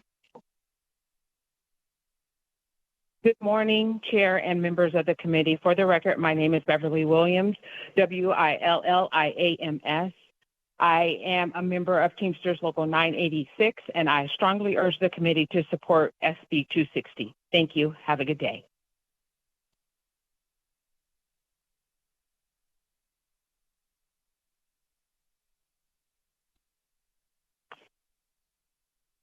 Good morning. My name is Ross Kinson, Kinson.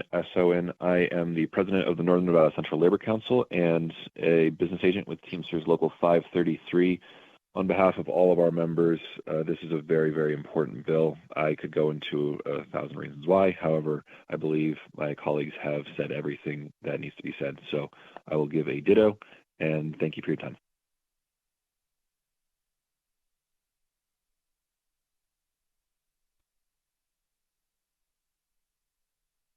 Good morning, Chair and members of the committee. My name is Paul Catha. That's Paulcatha. So we do represent, I'm representing the Culinary Union. We represent some outdoor workers, right, primarily at pools in Las Vegas. But I actually wanted to speak as an employer because we employ hundreds of canvassers who work outside during election years. The Culinary Union already operates based on the rules this bill is proposing. They're not overly burdensome. Any employer who cares about the health of their employees should already have them in place. And to Senator Rogich's question, we operate the same way in Clark County that we do in Washoe County. It's fairly simple. Just have an app on my phone that shows the AQI in both cities, and then we have the supplies on hand and are ready to roll out whatever we need to do or stop folks from working depending upon the AQI on that particular day. We appreciate the committee's time, and the Culinary Union urges the committee to support and pass SB 260. Thank you.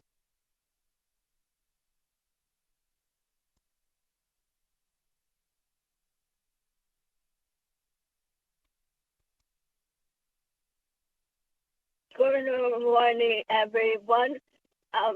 For the record, my name is Kimberly, Renee. I'm the president of SAG after Nevada. I serve on the National Stunt and Safety Committee. I strongly urge you to support SB 260. Thank you.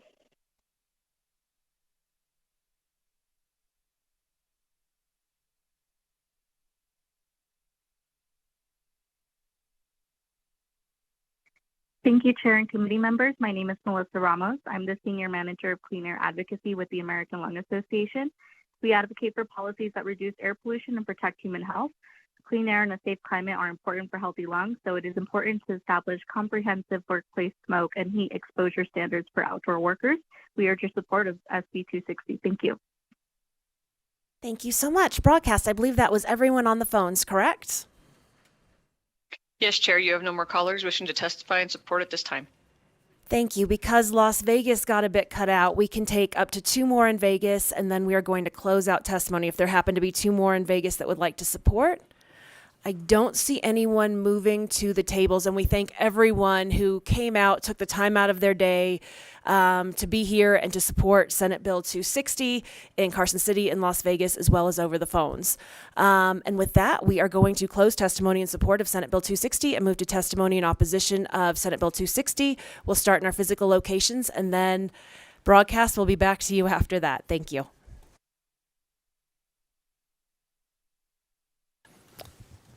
Good morning, Madam Chair, members of the committee. Paul Moradkin with the Vegas Chamber regarding SB 260.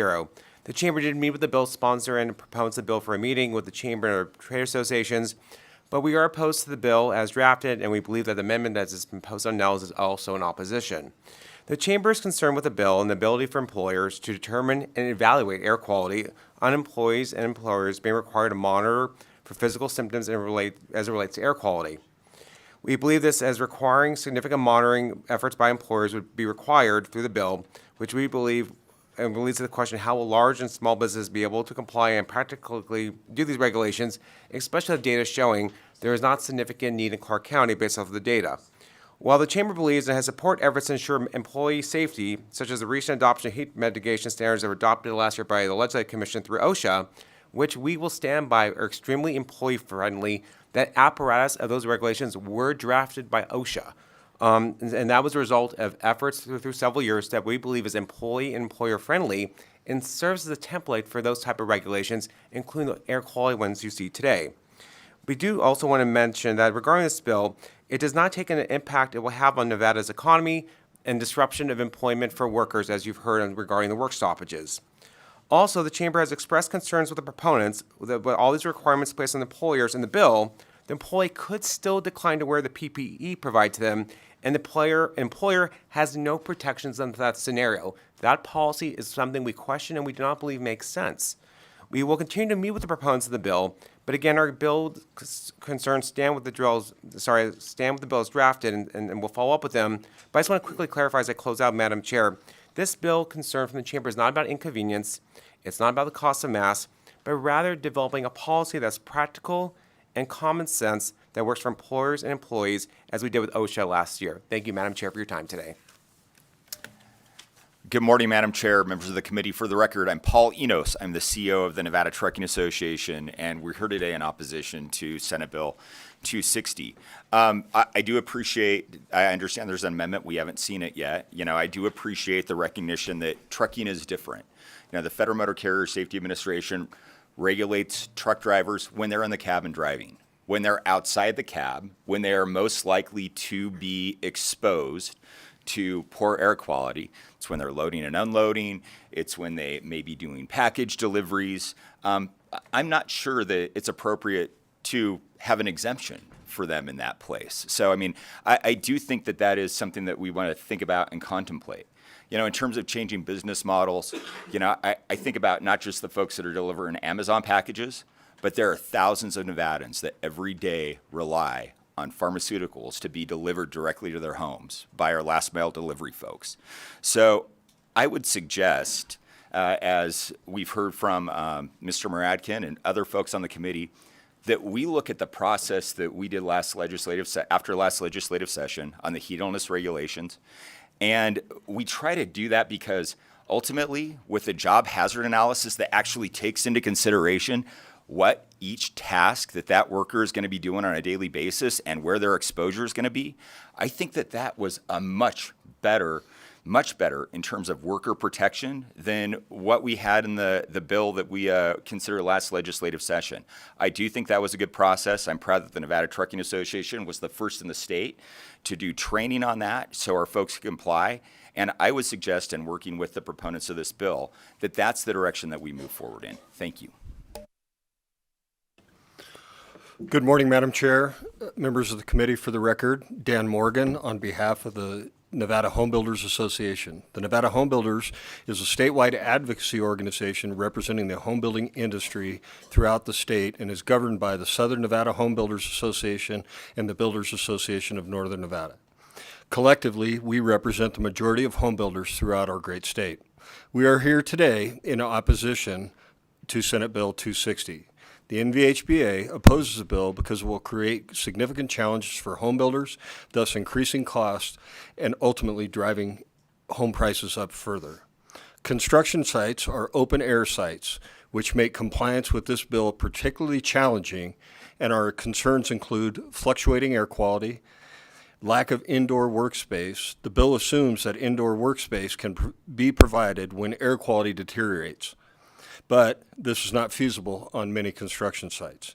And increased compliance cost. Constantly monitoring air quality will require builders to invest in additional personnel, equipment, thus further increasing cost. Builders take worker health and safety very seriously. Without a healthy workforce, homes cannot be constructed. Employers already have a general duty under OSHA to protect workers from serious hazards, even when there are no specific standards for that hazard. Rather than imposing rigid legislative mandates, a more effective approach would be a collaborative process among all the stakeholders, as Mr. Marakis and Paul just mentioned, and work through a regulatory process overseen by Nevada OSHA. The Nevada Home Builders Association and its members are prepared to actively participate in this process to find practical solutions to protect workers outside the time constraints of a legislative session. Thank you for your time today. We very much appreciate it. Thank you. Thank you, Chair and members of the committee. For the record, my name is Mac Bybee. I am the President and CEO of the Associated Builders and Contractors, or ABC for short. Safety is the number one priority for my members. Every contractor knows that their workforce is their number one asset. So sending people home safe every day is of the highest priority. I'm not here to say something shouldn't be done, but I'm here to say that this bill as drafted is not workable. Due to the time constraints, I'm only going to list a few. One is it would require individuals on a construction site to make medical decisions. Simply put, and I'm sure this is going to shock everybody, but construction workers are not medical professionals. The monitoring of employees requires medical examinations and physicals and ignores any type of exposure or anything they might have done off job site or outside the work. We're talking about air quality. You're going to be exposed to it no matter what you do. So those parameters need to be addressed. Most companies have voluntary respiratory protection programs. Requiring respiratory protection would include fit testing of masks per OSHA, as mentioned by certain committee members. Having a list of masks that are allowable isn't the same as ensuring that the correct masks are being used or fitted. It is not possible for construction industry to simply move people indoors or go to a remote location because air quality is poor. It is not a business model issue, it is a work issue, which means shutting down a job site. And finally, extreme air quality incidences are typically brought on by wildfires. This can make a job site shut down for days or weeks at a time. However, the construction company is responsible to the owner for finishing the project on time and on budget. This bill makes no consideration of that factor. For these reasons, and there are a few more, that we oppose this legislation and like my other colleagues believe that we should have a regulatory process with a widespread stakeholder meeting to address this issue. Thank you. Thank you, Chair Pazina. Committee members, Misty Grimmer, representing the Nevada Resort Association. I want to echo the comments of Mr. Muradkin and also definitely express our appreciation to Senator Flores and Ms. Spicer for the stakeholder meeting that we did have where we got to talk through some of these issues and look forward to continuing those conversations. Our members of the Resort Association, we do have safety programs in place and have PPE that's available to our employees when there's an event like a fire or a windstorm. And we would not force our employees to work without making masks or other protections available. We do have some concerns with the bill. We haven't seen the amendment. It does sound like the amendment maybe does make the distinction between indoor and outdoor. The bill currently doesn't do that. And possibly the amendment does limit this only to wildfire situations. So again, we look forward to continuing those conversations. But we also do agree that the regulatory process with OSHA really is the location for this kind of a conversation to happen. The heat illness reg took a lot of work and a lot of conversations. And the reason for that was so employers and OSHA and other interest groups could get all of their concerns on the record, and OSHA could then develop a balanced regulation for the heat illness situation. And so we do agree that that's the location and the processes where this should take place. Thank you very much. Thank you. We're going to hear from Mr. McKay and Mr. Reeder, and then we're going to go to Las Vegas, then come back to Carson City. Thank you, Madam Chair, members of the committee. For the record, my name is Andrew McKay. I'm the Executive Director of the Nevada Franchise Auto Dealers Association. In respect to the committee and the audience's time, I'll keep my comments brief. Echo essentially what everybody has put on the record, but not to sound flippant, but this almost seems like Groundhog Day to me, quite honestly. 2 sessions ago, we had a bill, albeit a different topic, that took a wide swipe and a wide brush across all industries. And again, we have not seen the amended language, so I cannot speak to what is being proposed. But as drafted, this is materially identical to what we dealt with 2 years ago. And then ultimately, this body decided that it was best left to the regulators. Now, I do want to put something on the record. It was stated that those regulations are not protecting workers. That is just simply not accurate. OSHA led the charge, as Ms. Grimmer indicated, took comments from all interested parties and considered all of the evidence, and then ultimately promulgated a regulation that protected workers and considered all businesses and stakeholders' concerns. And we just maintain that that is the best approach in this, just like what we did with the heat illness regulations. So thank you so much, Senator and members of the committee. Good morning, committee. Brian Reeder speaking on behalf of the Nevada Contractors Association. That's the commercial construction industry in Southern Nevada. Agree with much of what's been said this morning. Just want to add that employers of workers facing hazardous conditions, including hazardous air quality, are regulated by both state and local entities. Both Washoe County and Clark County have well-established air quality control divisions that deal with dust mitigation, requiring employers to get permits and use water, also use liquid when using certain saws. When it comes to smoke specifically, OSHA has already encouraged construction employers to consider much of what's already in this bill. And an employer, as it's been stated before, can be penalized under OSHA's general duty clause. And then if an employee files a complaint with their employer or files a complaint with OSHA, they are protected from retaliation or discrimination under NRS 618. So there is a method to protect yourself from hazardous conditions if you're an employee and you feel like your employer is not doing their general duty. Finally, as indicated in the presentation, air quality does not reach such levels to trigger this bill very often. It's very few days during the year, particularly in Southern Nevada, where my client works. So for such unique scenarios, a more appropriate approach might be emergency orders, something that is better suited for a acute hazard like air quality. NCA looks forward to working with the bill sponsor and proponents to try to address this challenge. Thanks. Thank you, Mr. Reeder. We are going to move to Las Vegas and then to the phone lines and then back to Carson City. Las Vegas, welcome. Chair Pazina, members of the Senate Committee, thank you very much for your time. My name is Anahit Baghshetian. For the record, that is ANAHITBAGHSHETSYAN, and I'm a research assistant at Nevada Policy. Nevada Policy strongly opposes SB 260, and while we echo all the testimonies that we've heard just before, I would like to paint a fuller picture and to paint what the long run economically could look like if the policy is passed. I think it's important to recognize that over 99% of the businesses in Nevada are small businesses, and these businesses employ 42% of all the labor in the state.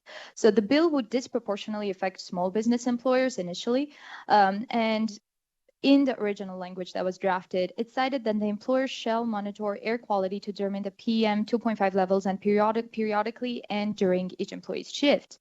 I know Ms. Spicer mentioned that the only economic developments and economic impacts that would take place is shifting employee schedules, purchasing masks, maybe doing engineering interventions, and changing business models, but that is simply the short run effects.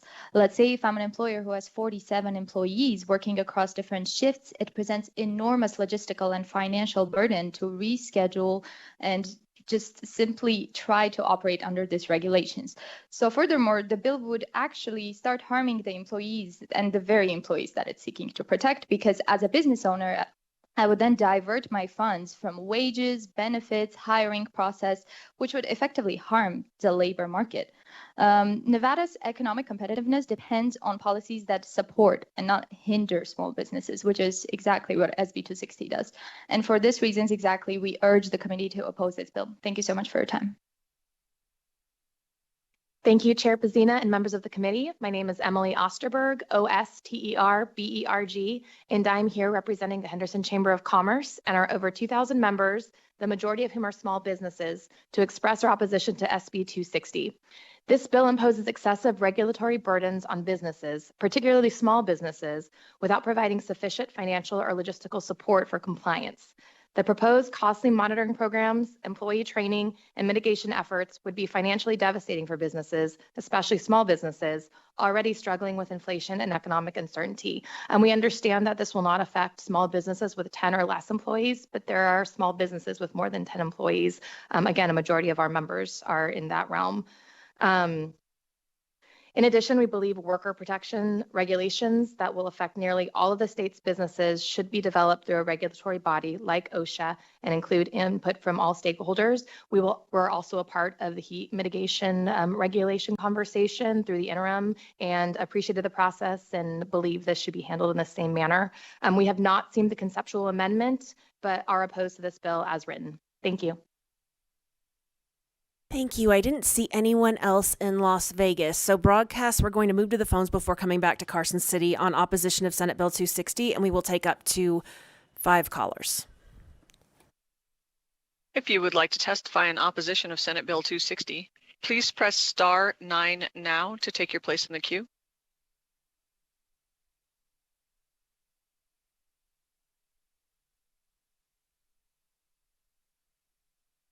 Chair, you have no callers wishing to testify in opposition at this time. All right. Thank you so much. We are going to come back to Carson City, and I believe you're up. Thank you, Madam Chair, members of the committee. For the record, my name is Terry Graves, representing the Nevada Manufacturing Association.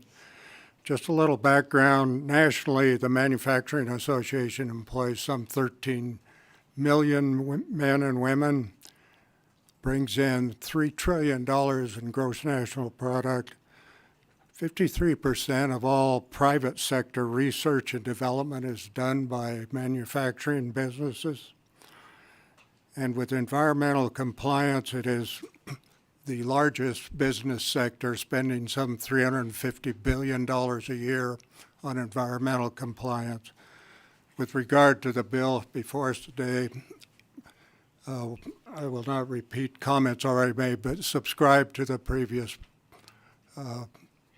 folks that spoke with the problems of the bill. We are concerned about how and when these restrictions get applied. And with that, Senator Steinbeck mentioned the fact that you can have a situation in one part of the city and not in the other, and it was not clear who and when those alerts get triggered. So that's one of our concerns. And with that, I'll say thank you for your time. Thank you, Madam Chair, members of the committee. Alexis Motorex with the Nevada Chapter Associated General Contractors, representing the commercial construction industry in northern Nevada. Same concerns that have already been expressed. We don't disagree that this is an issue that deserves a conversation, and it would be beneficial to have guidance in place to protect both employees and employers. But it belongs in regulation, not statute. That would afford all stakeholders the ability to bring experts to the table, have a thoughtful dialogue, and craft regulations that make it clear what the responsibilities of employers are, and make it clear how OSHA will enforce that and adequately protects employees. We appreciate the intent to make this broad and flexible, but it actually makes compliance and enforceability impossible. So to have a more thorough conversation with everybody at the table without the influence of politics in the process, we think is the appropriate approach. Thank you. Chair, members of the committee, my name is Joanna Tiros with CARA Nevada, here on behalf of Mechanical Contractor Association of Las Vegas and the Sheet Metal and Air Conditioning Contractors National Association of Southern Nevada. We are here in opposition to SB 260 and echo the comments from the Las Vegas chambers. Chair Pazina, Peter Kruger representing the Energy and Convenience Association of Nevada. It's our people that deliver fuel, transport fuel, and simply offload fuel. There's no provisions that we can see or have heard of in this during a fuel emergency, which occurs many times during fires and wildfires. So dittos the rest. This is a regulatory issue, not a legislative issue in our judgment. Thank you. Good morning, Madam Chair. For the record, Trey Abney, representing the hardworking job creators of NFIB Nevada. I want to echo all the points you've heard before me. I'm sure you're sensing a theme here. We believe this is more appropriately done at the regulatory level. And while we do agree that we appreciate the 10 or less number in this bill, the cliche I always use is if you've met one small business, you've met one small business. And so we need a process that gives us longer than 2 minutes to figure out how this should work. You know, there's a lot of focus in Washington, D.C. about people using sledgehammers to make policy instead of scalpels. We think this is similar. This bill's a sledgehammer. We would prefer a regulatory scalpel. Thank you. Thank you, Madam Chair, members of the committee. My name is Tom Clark. That's T-O-M-C-L-A-R-K. I'm here on behalf of the Reno Sparks Chamber of Commerce. I want to thank the bill sponsor for the conceptual changes that he has mentioned in his testimony. That is that it's going to be limited to the outdoor workers. I came up to the table late so you could hear from those industries that will be impacted, and we do echo those concerns as well. I think it's important to put on the record that when this occurs in northern Nevada, we rally. You know, schools get closed, parks get closed. I can't tell you how many swim meets my daughter missed because AQI was above 150. We take it very seriously because it is a very limited amount of time that we see the AQI reach these levels. In fact, I could tell you that most of the people I know that are business owners, we have AQI on our watch just to make sure that we know what that level of AQI is. So we are in opposition to Senate Bill 260, but I appreciate Mr. Senator Flores for his conceptual amendment. We look forward to continuing to work with him. Thank you, Madam Chair. Good morning, Madam Chair, members of the committee. Carrie Kramer here on behalf of NAOP. I'm just going to echo the sentiments of the folks who spoke before, and we look forward to working with the senator on this bill. Look forward to seeing the amendment, and we actually have a meeting with him tomorrow. So you beat us to the punch. Thank you. For the record, I'm Doug Busselman. I'm the Executive Vice President of Nevada Farm Bureau. I will not repeat any of the other things that have already been said, but we do have concerns by our members that is a little unique. Because of the remoteness of Nevada agriculture, we're not certain how the monitoring process that has been discussed would reach out to where we are and whether the monitoring would be relevant where we are. Thank you. Good morning, committee members. My name is Zoe Houghton with 3C House here on behalf of the National Electrical Contractors Association, Northern Nevada Division, here to do a quick ditto and echo the concerns stated by previous testimony. And we've had some initial conversations with the bill sponsors and look forward to continuing those conversations. Thank you. Good morning, ma'am. Brian Wachter, Senior Vice President of the Retail Association of Nevada. We too participated in the stakeholder groups with Senator Flores. We are a little concerned right now. airnow.gov appears to be offline, at least the front page. If you go on your phone, type in airnow.gov, you're most likely not going to be able to get it.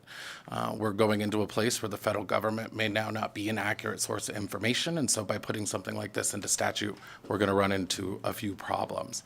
We do think the weather pattern nature of this is going to make certain that the epicenter of these natural disasters, or in this case, according to the Conceptual Amendment, fire, is going to necessitate that our grocery stores, our convenience stores, our hardware stores, our places that actually provide emergency management and have a role to play in the event of an emergency will be forced to be shut down under this SB 260.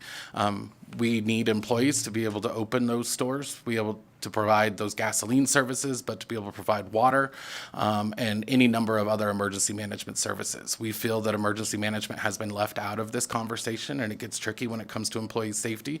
4 years ago, it was mandated by the government that we put someone outside in 118 degrees to make sure everyone was masked and they were 6 feet apart. That certainly violates the health or the heat regulations that you guys have put to place and mandated with OSHA. We think this is a very complicated problem.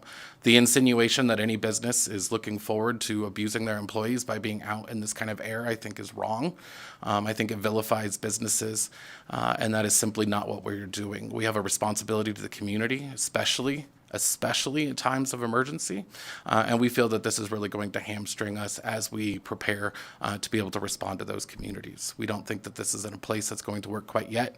We are interested in having more of those conversations, but we are concerned about the unintended consequences of a government shutdown. We appreciate the time, ma'am. Okay.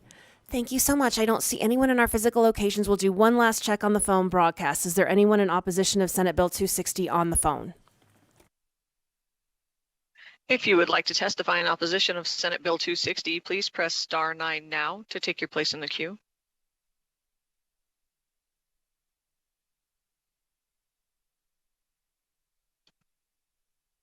Chair, you have no callers in opposition at this time.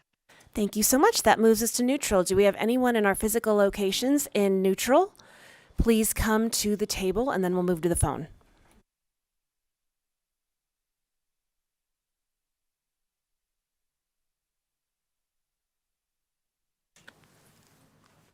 Good morning, Chairperson and members of the committee. My name is Danilo Dragoni. I'm a Deputy Administrator with the Nevada Division of Environmental Protection. Here with me is Jeff Kinder, Deputy Administrator as well. The division is neutral on this bill as introduced. This bill, among other things, will require an employer to monitor air quality.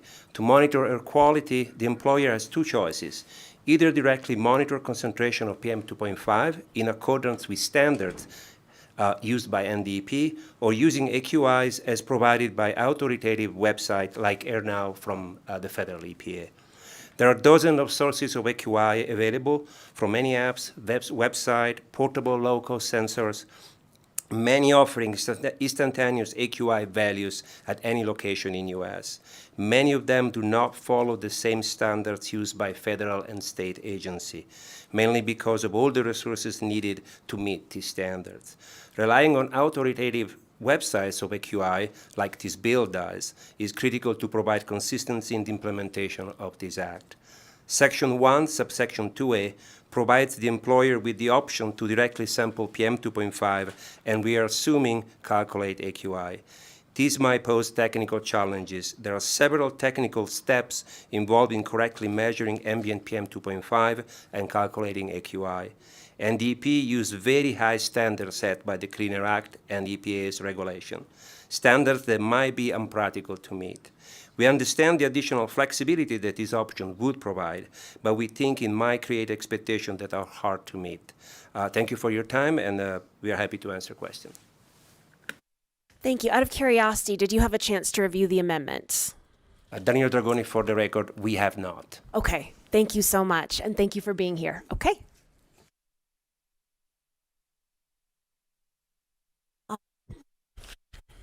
All right. Not seeing anyone in neutral in Las Vegas or anyone else in Carson. Do we have anyone on the phones in neutral on Senate Bill 260 broadcast? If you would like to testify neutral on SB 260, please press star 9 now to take your place in the queue.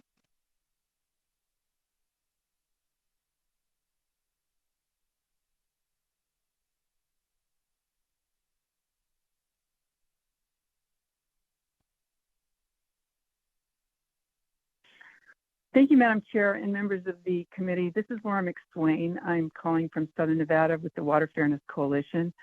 I wanted to thank Senator Flores and Ms. Spicer for their comments about striving for a gold standard with every aspect of Nevada life. I'm also wanting to appeal to all residents concerned about their air quality and heat and the general quality of the life, along with the various agencies that testified today. We encourage the community to come together and join our mission to obtain water policy changes in order to protect the gifts of Mother Nature that provide irrefutable protections to our air quality and also mitigate heat. Residents are currently being encouraged to remove their mature trees by SNWA in order to get their water quality down or their quantity down to 86 gallons a day, and then also be able to afford their water bills. We cannot continue on this path. We must go back to an oasis concept. The loss of our mature canopy is undeniable here in Clark County. The chart that was presented today that illustrates the number of days that are lost or would potentially be lost to workers if the air quality was not properly met, it illustrates is only going to continue to grow should we not address this overreach in our policies. So we really encourage everybody to come together to recognize that this is a threat to our economy and our quality of life. And I thank you very much for your time. Thank you so much. Broadcast, is there anyone else on the line? Chair, you have no more callers wishing to testify neutral at this time. Thank you so much. We're going to welcome our sponsor up for a closing statement.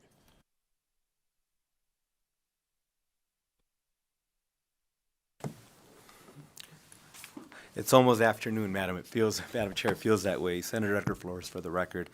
I first wanted to just thank everybody who came in support and opposition. I appreciate them spending their morning with us and discussing what is obviously a very important topic. A couple of things that I wanted to bring up. I want to start off with the point of wanting to send this to regulations. The opposition, I would say 90% of them, addressed the issue that this is a problem. It's 2025. Every single one of them said, yes, we understand it's a problem. And we have not addressed it in regulations. They haven't gone to OSHA to create rules. This is why we're bringing this conversation forward. You can't have an entire group of folk in this gallery saying it's a problem, and it's 2025 that we have not addressed. That's why we're bringing it forward. This is the most transparent process in the world. We have open hearings. We have the opportunity to come up in dialogue. They could have come up and said, in my 2 minutes, here's what I think is important for this industry.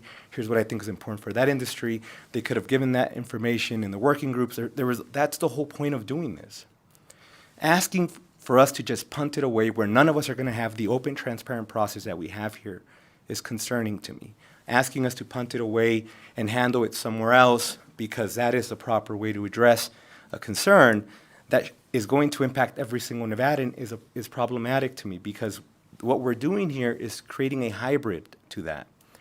We are creating a model where we're setting parameters and then sending it back to OSHA for OSHA to create specific standards based on industry to allow every industry to give that input because it is true that OSHA will have to say, for Industry A, we're going to approach the issue like this. For Industry B, we're going to approach this issue like that, and for industry C, et cetera. So I am respectful of that, which is why we drafted the bill the way we did.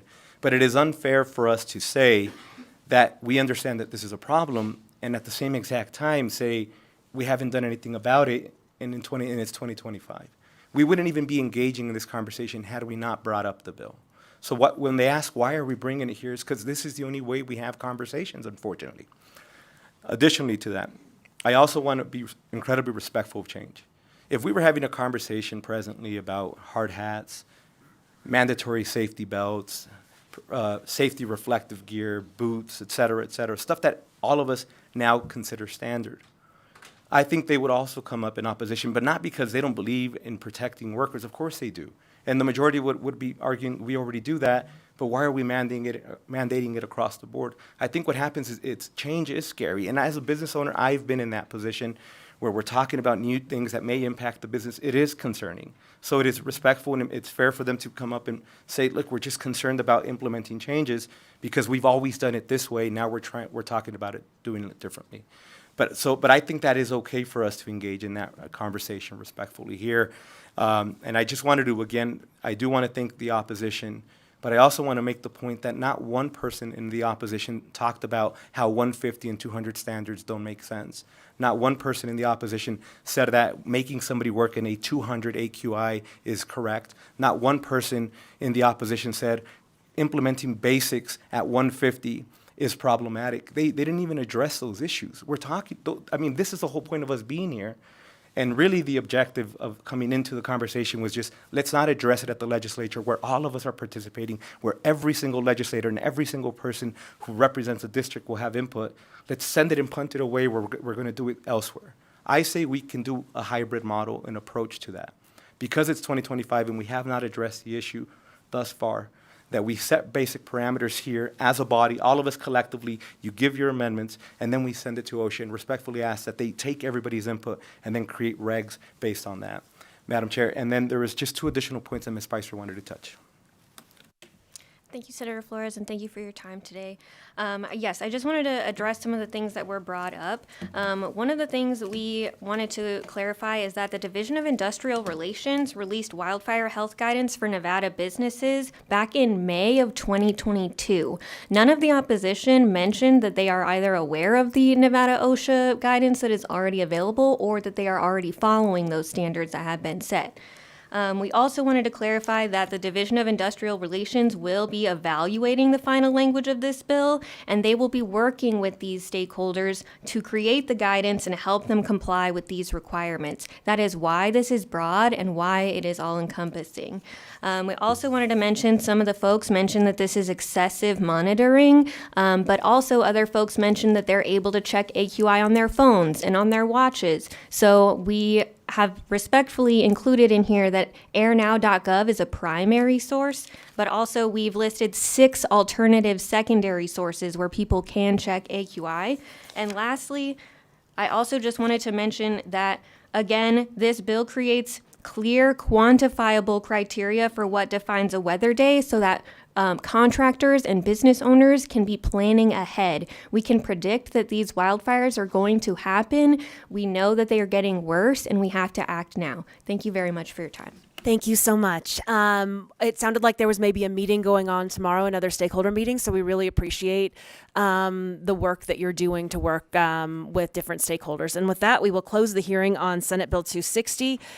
The next bill we'll hear is Senate Bill 335. We are, however, going to take a quick 2-minute recess as we've been in here the better part of the day already. So do be back here very, very quickly because we still do have 2 more bills to hear. 2-minute recess.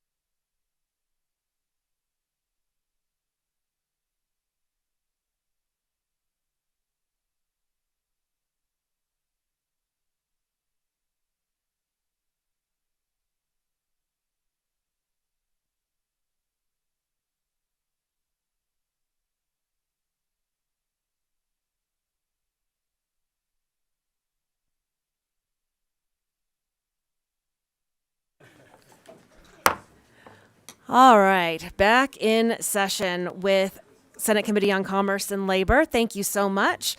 And we are going to move to our next order of business, which is the hearing for Senate Bill 335, which prohibits the provision of electroconvulsive therapy to a minor. And we'll welcome Senator Krasner.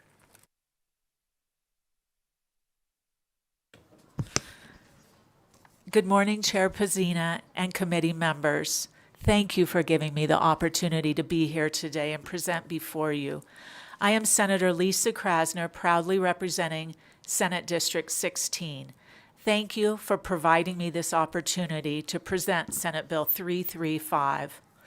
This bill proposes to prohibit the use of electroconvulsive therapy, ECT, to minors in our state, persons aged 17 and younger. I will first provide some background information on ECT, followed by a short summary of the bill. Electroconvulsive therapy is a decades-old medical procedure that has been used to treat psychiatric disorders, particularly depression. Most of us have a general idea how it works, but let me summarize it for you. During an electroconvulsive therapy session, the child is placed under general anesthesia and an electrical current is applied to the head via electrodes, inducing a seizure lasting between 30 to 90 seconds in the brain, which in itself sounds terrifying. For some people, symptoms of their disorder show improvement, at least for a while.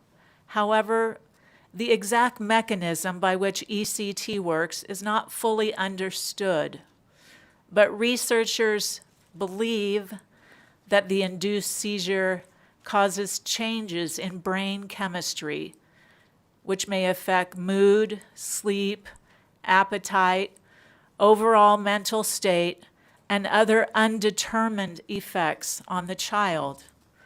The significant downside of ECT treatment is a large range of side effects, both short-term and long-term. Short-term side effects can last for days and include headaches, confusion, disorientation, nausea, muscle soreness, fatigue, drowsiness, memory loss. More concerning are the potential long-term side effects, which may persist for months or in some cases permanently. These include memory gaps, difficulty in forming new memories or learning new information, and in some cases may cause persistent cognitive impairment. Just imagine using this ECT treatment on children or adolescents whose brains are still developing, and you may understand why I am bringing this bill forward. A study of 278 children and adolescents aged between 12 and 17 found that over 2/3 of the participants suffered memory problems as a result of the electroconvulsive therapy, and over 1/3 experienced delirium.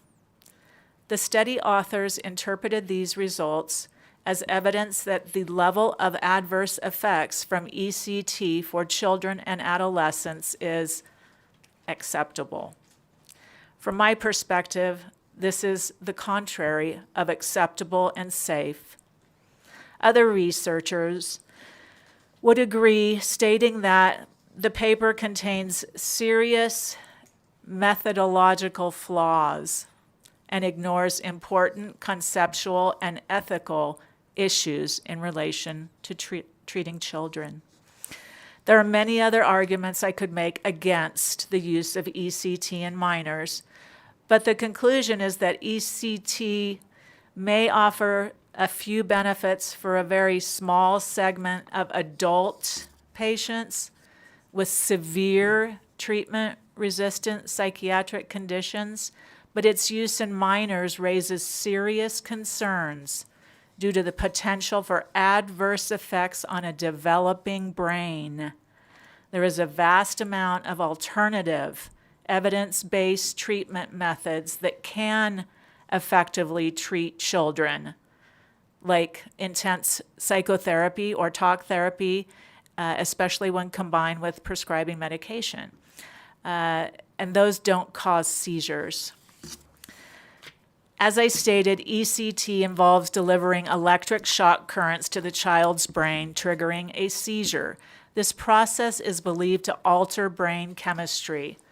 There is opposition to using electroconvulsive therapy for children and adolescents, which stems from concerns about its efficacy, safety, and ethical implications, including potential long-term effects on a developing brain and the difficulty of obtaining informed consent from both the parent and the minor.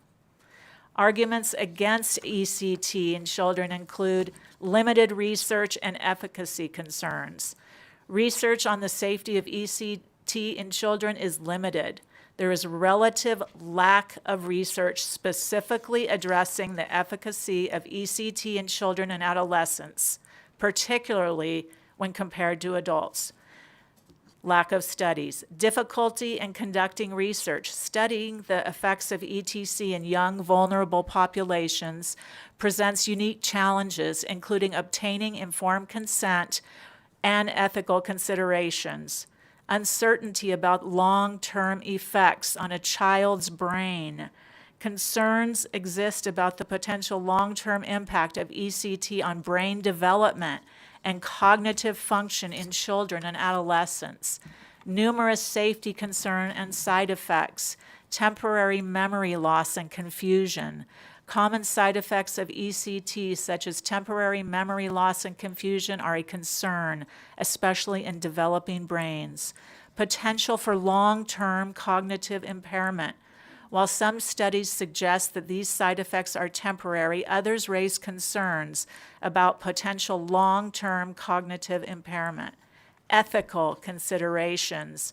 The ethical implications of using a potentially harmful treatment on a vulnerable population, such as a child, are a major point of contention. Ethical and legal issues. Informed consent.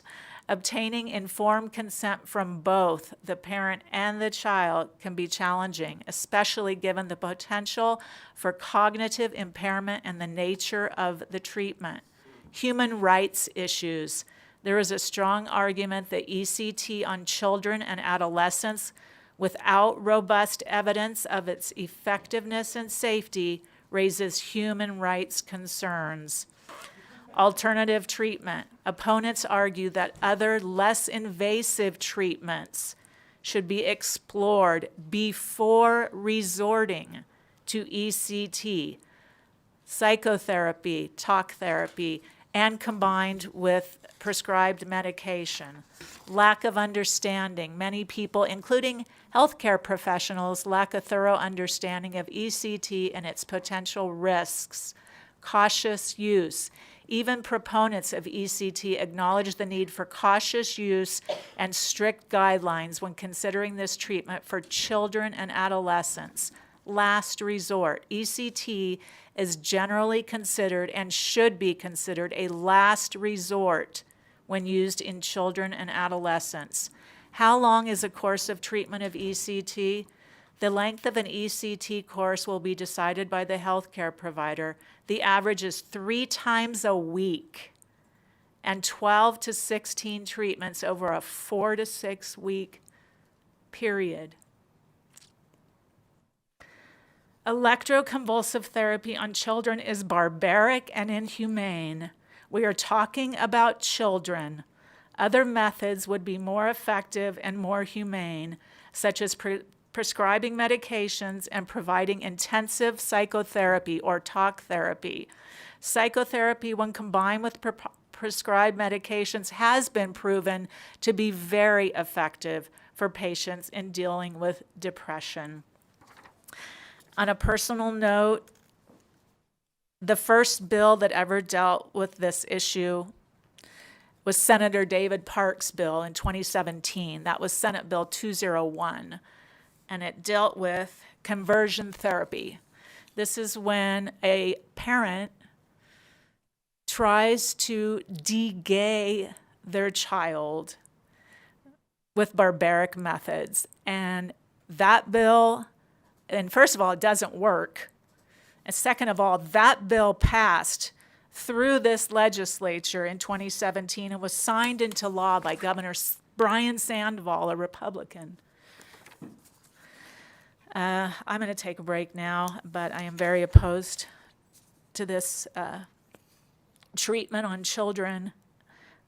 So I would ask for your support for SB 335.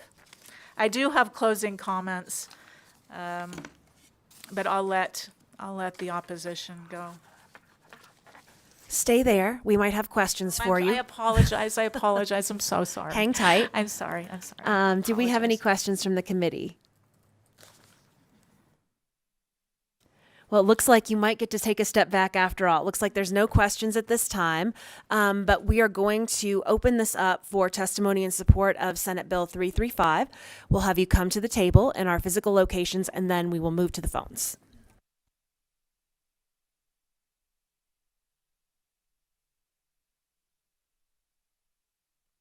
Good morning. It's still morning. Good morning, Chair Pazina and members of the committee. My name is Kayla Maese. I am a civil rights analyst at the ACLU of Nevada. My name is spelled Kaylah. Last name is Maese. The ACLU of Nevada is here to support SB 335. The World Health Organization and United Nations issued a comprehensive report in October 2023 titled The Mental Health, Human Rights, and Legislation Guidance and Practice.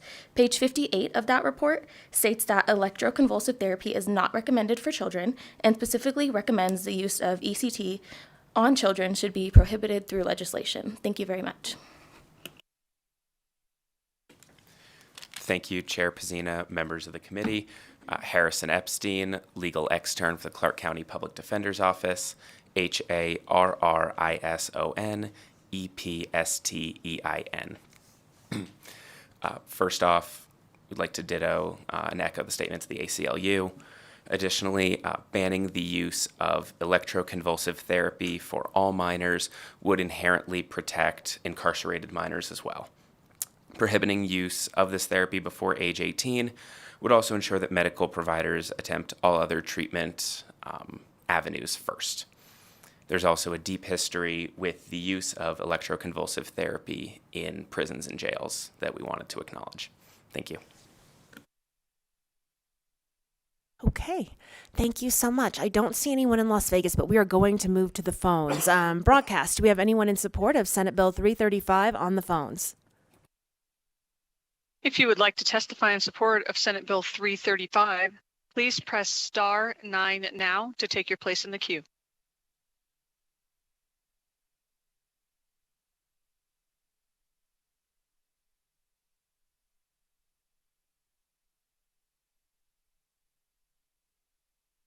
Good morning. My name is Jessica Munger, MUNGER, representing Silver State Equality, Nevada's statewide LGBTQ+ civil rights organization. We're supporting this bill because of the history of abuse towards LGBTQ+ people through electroshock therapy and conversion therapy. Thank you.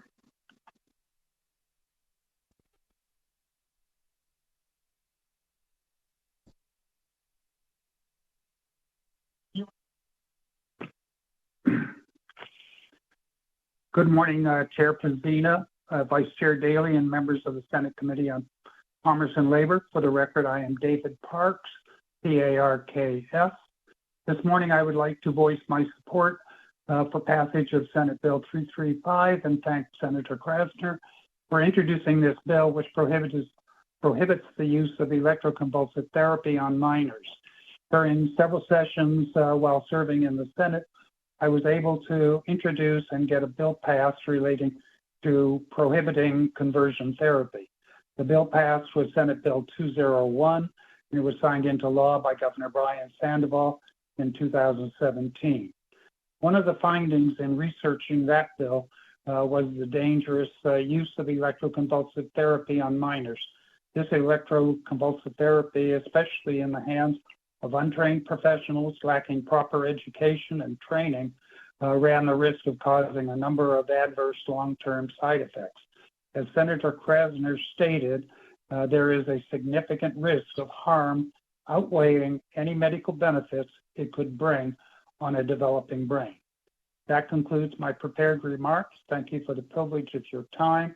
Should you have any questions, I'm happy to try to respond.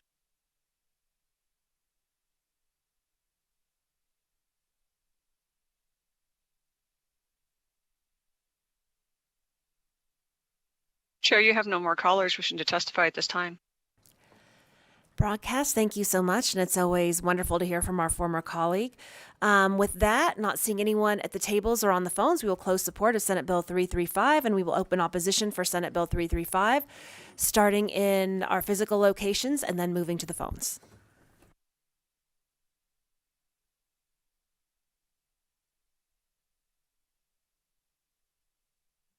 Good morning, Madam Chair and members of the committee. Leah Cartwright here today on behalf of the Nevada Psychiatric Association. I do have several psychiatrists to my right and also a family who has received ECT therapy who will be testifying. I do want to put on record the Nevada Psychiatric Association is in opposition to Senate Bill 335. This would prohibit the practice of medicine in situations where it is warranted. Provided for the committee is the practice parameter for use of ECT for adolescents. It's also, there are copies here for the members of the public. This is what our practitioners follow in order to use ECT on minors. If you go to the second page there, you can read the indications, and it does say they must meet the following criteria. They must have a diagnosis of severe persistent major depression or mania with or without psychotic features, and the list goes on. The symptoms must be severe, and there must be a lack of treatment response. We heard from the proponents of the bill that they want folks to try other things, talk therapy and medications. That is what happens before ECT can be used. You have to fail on at least 2 other types of treatment before this can even be considered. With that said, I know I only have 2 minutes. I will turn it over to the professionals here. I will stay at the table in case there are questions. Thank you. Hi, my name is Dr. Landon Hester, Landonhester. I'm a resident physician in psychiatry. Today I'm speaking in opposition to Senate Bill 335 because of the unintended negative consequences that an absolute ban on electroconvulsive therapy for adolescents in all situations could have. For certain illnesses, including catatonia, in some cases of severe mental illness where other interventions have not yet helped, the benefits of ECT can outweigh the risks for certain individuals. The popular depictions of ECT seen in movies, where characters appear to be scared and in pain, are not reflective of the reality of what actually happens with ECT, where appropriate sedation and anesthesia are used. And ECT has the same type of FDA approval that increasingly popular transcranial magnetic stimulation, or TMS, treatments have. Just because ECT involves direct erecting current and uses that rather than magnets to alter electrical activity in the brain does not make it unsuitable for use in all cases. The long-standing existence of ECT also means that the risks and benefits are well known. While ECT comes with risks, like all medical treatments have, competent psychiatrists will be aware of the risks before utilizing ECT. For some individuals, at certain times and situations, ECT can have a positive impact on their life and mental health. Thank you. And thank you for your work as well, because it's so important we have more mental health providers in the state. Good morning.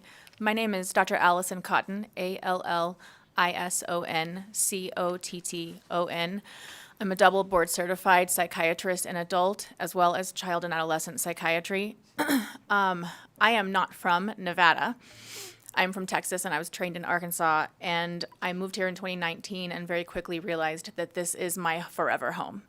So I have become deeply committed to expanding access to mental health treatments for the children and adolescents and adults, but mostly children and adolescents of the state of Nevada, as well as expanding education opportunities for psychiatrists who train here.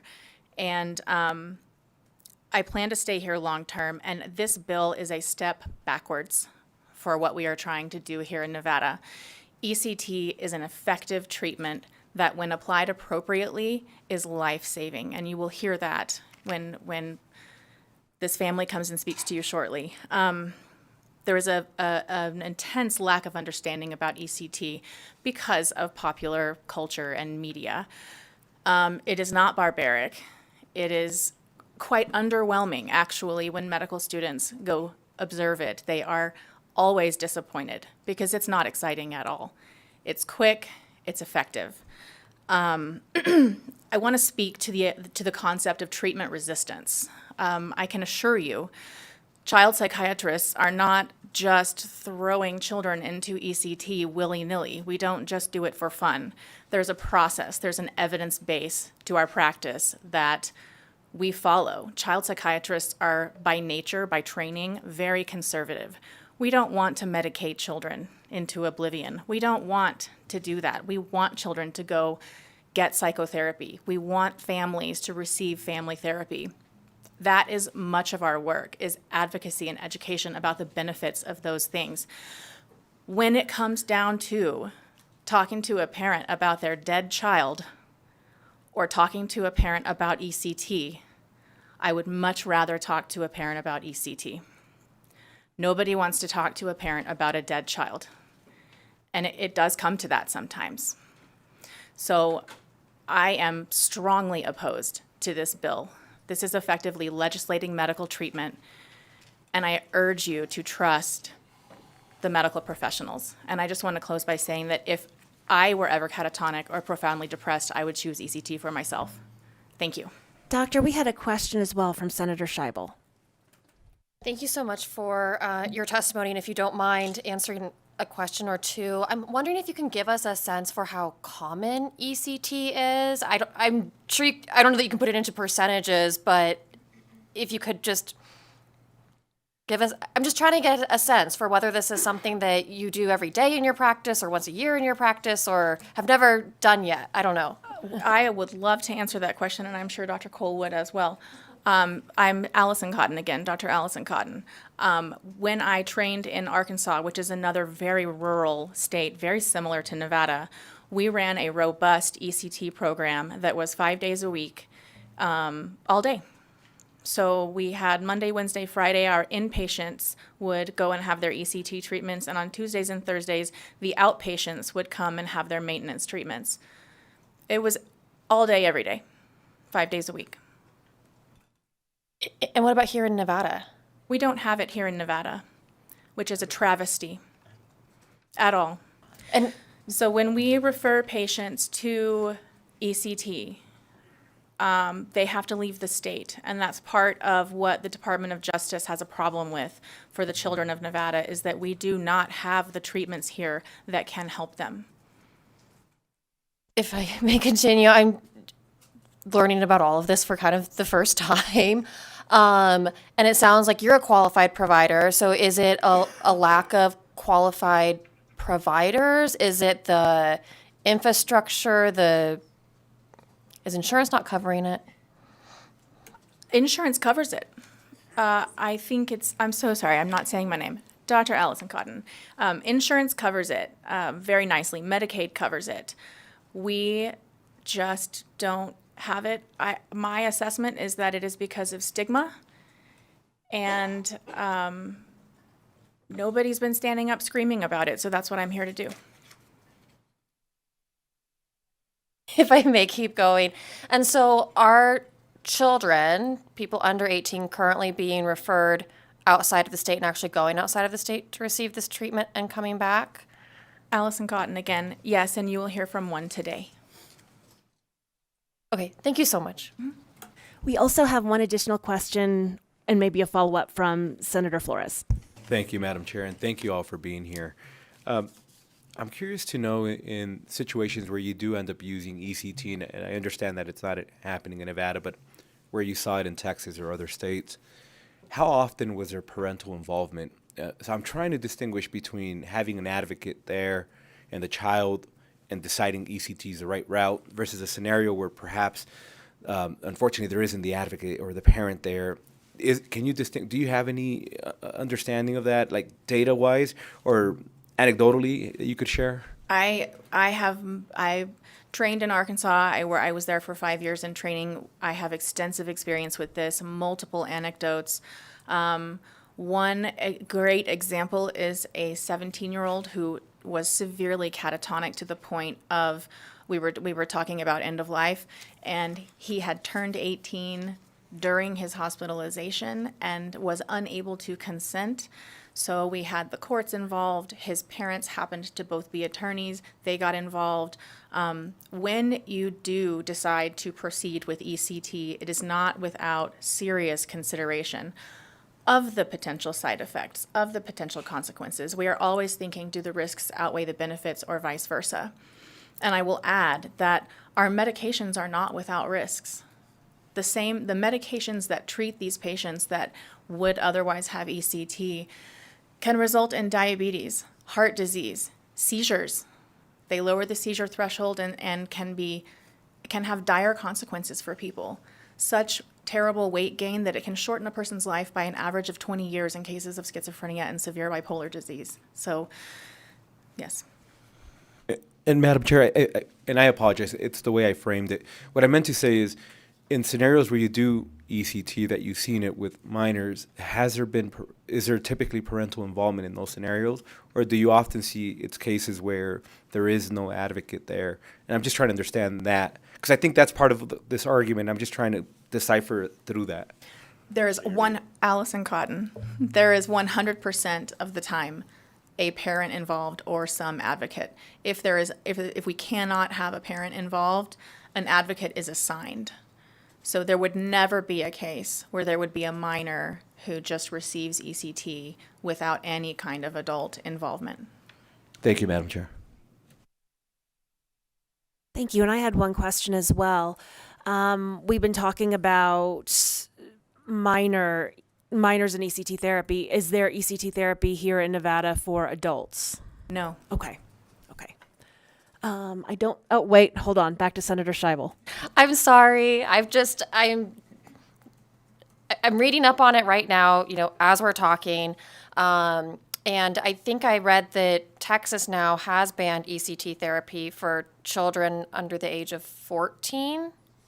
So this would make Nevada probably the most restrictive state for ECT if we were to pass a ban for everybody under 18.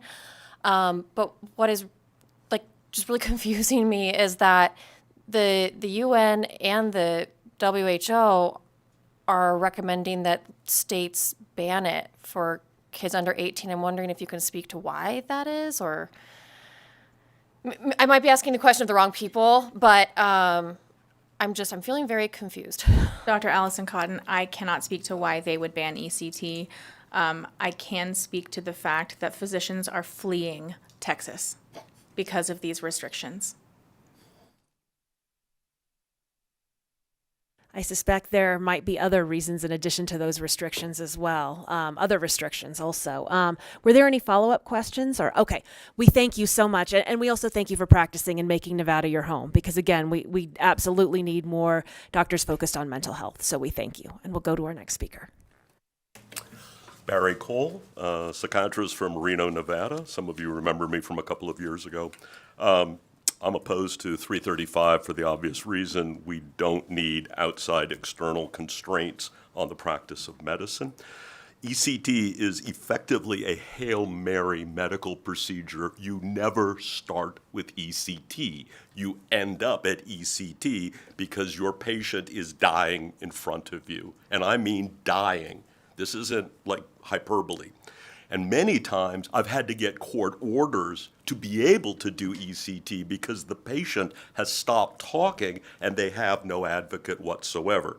In this situation where we're talking about children, they should have a parent, some custodian who's available. We don't ask children to consent. We do ask them, how do you feel about this? We talk about implications of treatment, but this bill is just unacceptable, and I can't even think of a friendly amendment that would make it work. It needs to be stopped. It needs to die literally right here, right now. You can't fix this bill in a practical way. And you don't want to have a precedent where you say there is some kind of medical care that the state of Nevada bans for all Nevadans under all circumstances. You have to always leave an exception door. These kids, these adults who get ECT, like I said, they are dying, and we have tried everything we possibly can. When I do ECT, and I'm probably one of the few people who's done ECT a lot, where I trained, hundreds perhaps, we used to do up to 3 to 4 people per day when you were on ECT. We were doing lots of patients. They're completely anesthetized. They do not move. The only electrical activity I can monitor is on an oscilloscope. There is no violent seizure. The idea that we still do it that way is a holdover from the 50s. If you go back to the origin of ECT, it was literally a house call.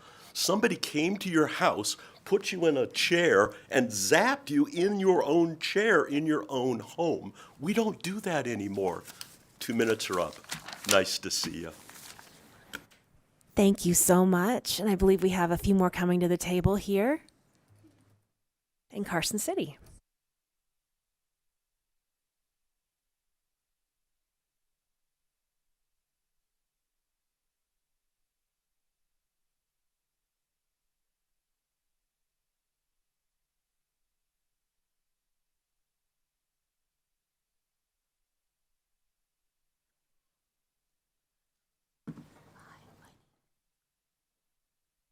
Hi, my name is Ellie Miller, ELLIEMILLER.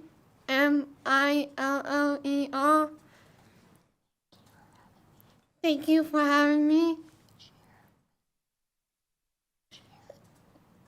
Chair Christina and committee.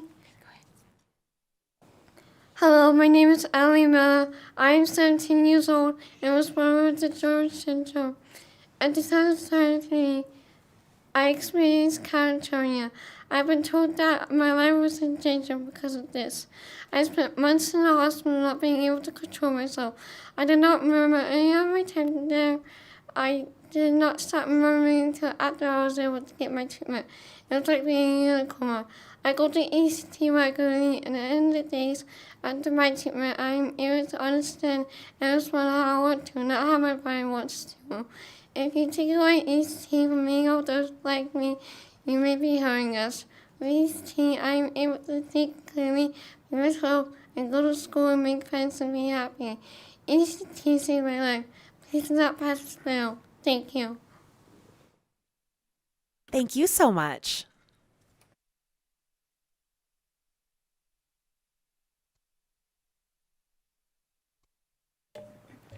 Good morning. Thank you for having me, Chair Pazina and committee. My name is Lanae Noel, Lanae Noel. Sorry. Thank you for having this opportunity for us to actually speak about what we've experienced. On February 13th, 2023, my 15-year-old daughter, Ellie, couldn't follow instructions, didn't know her own name, didn't know where she was or what year it was. As a registered nurse, I understood how serious this was, and I rushed her to the local hospital. After a battery of tests and a care flight to UC Davis, it was determined that Ellie had become catatonic. Catatonia is a movement disorder that essentially disconnects the sufferer's mind from control of their own body. Ellie had severe medication-resistant, excitable catatonia in which we could not hydrate her or get her to eat because she would rip out her IVs and throw the food on our floor.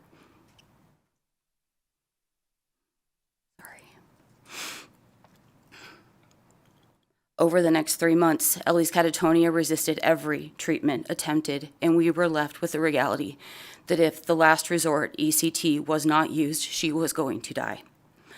She fought the nurses and myself constantly, said and acted in extreme and unsafe ways, and required the use of a full enclosure bed for herself and everyone else's safety. On one occasion, she forgot how to swallow and choked on her own medications, and we had to provide life-saving Heimlich. On another, she swallowed an entire ring that lodged in her airway and had to have emergency surgery. ECT brought her back to us. It saved her life. It was the most vital and powerful piece of her treatment and is still required about once every 2 months to keep her from relapsing. Without ECT, my beautiful daughter would not be here, and I know it has and will continue to save lives. Please do not make a life-saving treatment impossible for those under 18. And may I say, the barbarism would be if I came to tell you about my daughter's funeral. Thank you. Thank you both so much. It's a pleasure having you here today. I don't see anyone else in Carson City or Las Vegas, so we are going to move to the phones in testimony in opposition of Senate Bill 335. If you would like to testify in opposition of SB 335, please press star 9 now to take your place in the queue.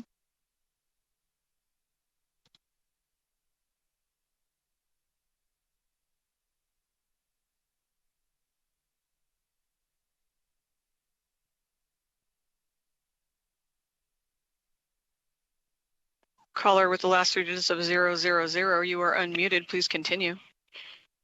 Thank you. Hello, everyone. My name is Dr. Lucy Lan, Lucyan. I am a board-certified psychiatrist here in Las Vegas, Nevada, and I work at the Las Vegas VA, and I am starting an ECT program for adults at this VA.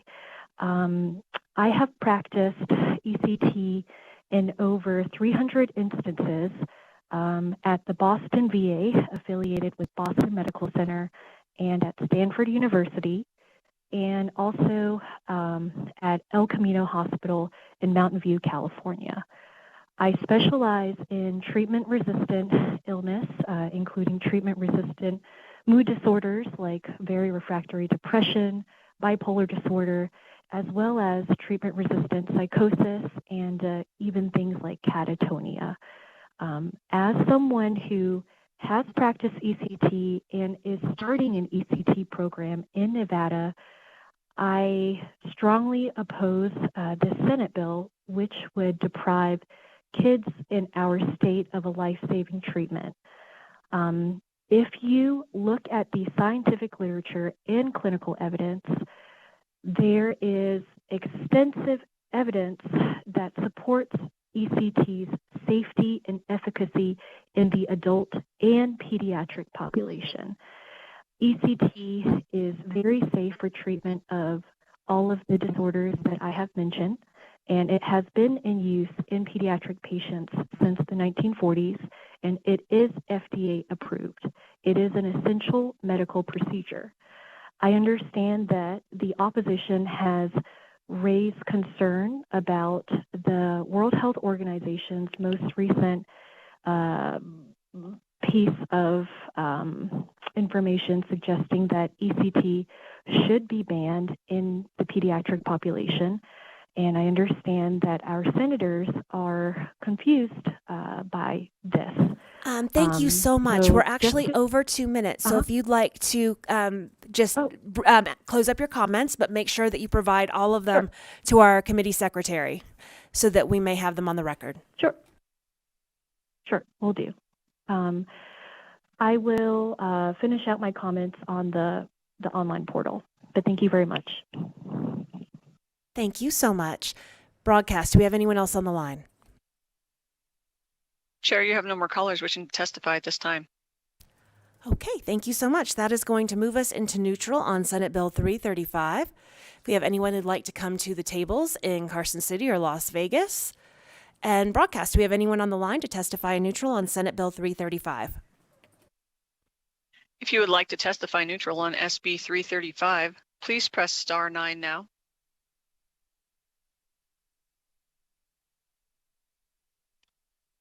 Chair, you have no callers wishing to testify neutral at this time. Okay. Senator Krasner, would you like to make any closing comments? Again, thank you, Chair Pazina and members of the committee for allowing me to be here today. In closing, I'd just like to say, number one, this only applies to children, persons aged 17 and under. Also, it is a constitutional exercise of the Nevada Legislature's power to regulate licensed healthcare providers for the benefit of the public, health, safety, and welfare, and to protect the well-being of children from harmful and ineffective professional services.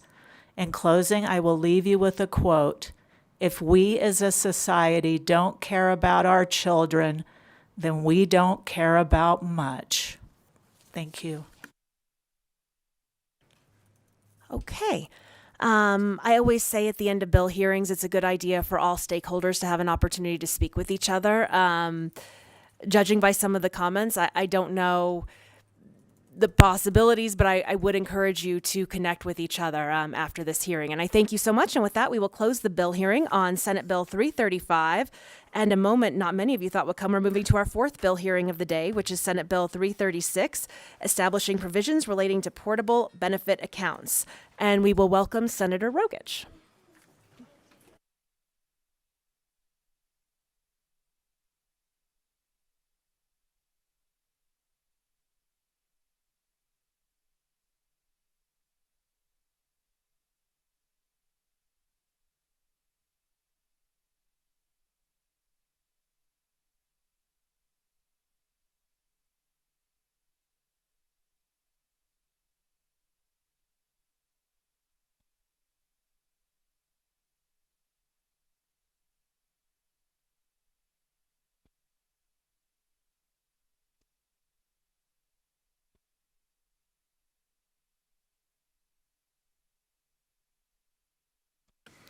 Good morning, Madam Chair, members of the committee.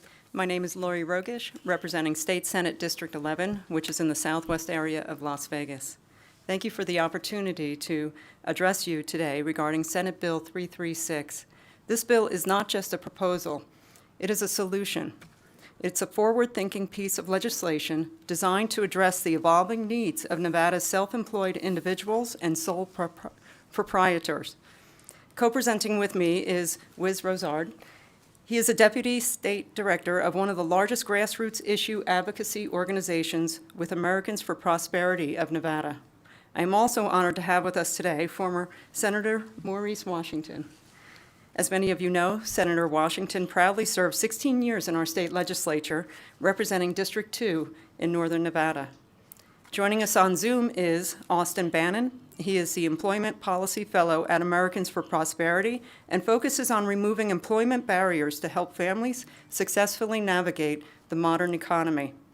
Dr. Leah Palagashvili, who is a Senior Research Fellow and Director of the Labor Policy Project at the Mercatus Center at George Mason University. Also with us is Noah Lang, who is the co-founder and CEO of Stride Health, which has helped over 3 million gig workers and self-employed individuals access coverage. Before going into the details of SB 336, I want to take a moment to acknowledge our Labor Commissioner, Brett Harris, who is joining us in Las Vegas. We also have a friendly amendment from the Nevada Credit League, which is on Nillis. SB 336 addresses the pressing challenges faced by Nevada's self-employed individuals and sole proprietors, offering them a pathway to security and stability. This bill introduces portable benefits accounts, a transformative concept that empowers these individuals to access essential benefits while maintaining their flexibility and autonomy. Key provisions of a portable benefit account. The bill authorizes self-employed individuals and sole proprietors in Nevada to open portable benefit accounts. These accounts provide a safety net for critical needs such as health insurance, medical expenses, and retirement savings. This ensures that independent individuals, self-employed individuals, can safeguard their well-being without being tied to traditional employment structures. Contributions to these accounts are entirely voluntary, requiring clear written consent from the independent contractor. These individuals retain the right to opt out at any time, ensuring their autonomy is respected. Funds can be used for a wide range of benefits, from health insurance premiums to income replacement insurance, offering a comprehensive safety net tailored to individual needs and their families. A critical feature of SB 336 is its explicit protection of independent contractor classification. This provision safeguards the independence of these individuals while enabling them to access benefits. The Nevada Legislature enacted NRS 608.0155, which established a conclusive presumption of independent contractor status for individuals meeting specified criteria in work classification decisions. SB 336 further strengthens this framework by ensuring that benefits do not undermine the statutory presumption and aligns with the emphasis on the plain language of the law enacted by our state legislature. SB 336 will allow independent contractors access to their benefit accounts without fear of reclassification. We are in conversation with Commissioner Harris regarding this safeguard, and we appreciate her willingness to continue these discussions. It's also important to note that SB 336 is a fiscally responsible measure. There is no fiscal note, and so this bill imposes no financial burden on local governments or the state. This ensures that the bill delivers significant benefits to Nevada residents without straining public resources. And with that, I'll hand it over to Mr. Rosard. And as Deputy Rosard here, Deputy State Director with the American for Prosperity, as a grassroots organization who continuously have a pulse of the community, we've heard and seen throughout the last couple of years in Nevada, self-employed and sole proprietors have been growing immensely. During COVID, we saw people looking for creative ways to find financial, economic means to provide for their families. And well out of COVID, we're seeing that more and more people are finding that the spirit of entrepreneurship towards the American dream is one that they would like to attain. But this idea of autonomy and being transformative is not something new here today. If anything, I'd like to pass it on to our legislative liaison, Mr. Maurice Washington, who actually worked in this legislative building to initiate transformative changes for not only the employees, but all Nevadans who look to secure our state in their business endeavors.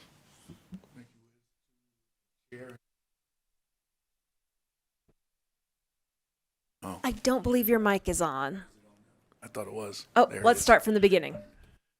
Thank you, Madam Chair. To the Chair and to the honored members of this committee, it's a pleasure to sit before you this morning. It's been a long morning. It's been a long time since I've been back here. I see my good friend, Mr. Daley, Senator Daley, who represented me at one time. I'm here on behalf of Senate Bill 336, and I want to share something with you.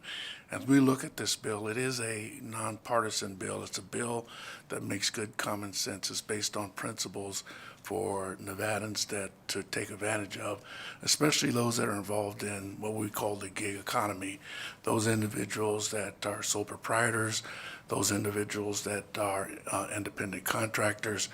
They would be the individuals that would be your delivery, your drivers, your professional service industry, those individuals that are artists, entertainers, that work for themselves. And I have a little story to tell you about a young man that I've had an opportunity to watch him grow up. This young man was in dire straits and a little trouble. His parents were involved in some activities that ultimately caused incarceration and the loss of life. His grandmother took him and his siblings in.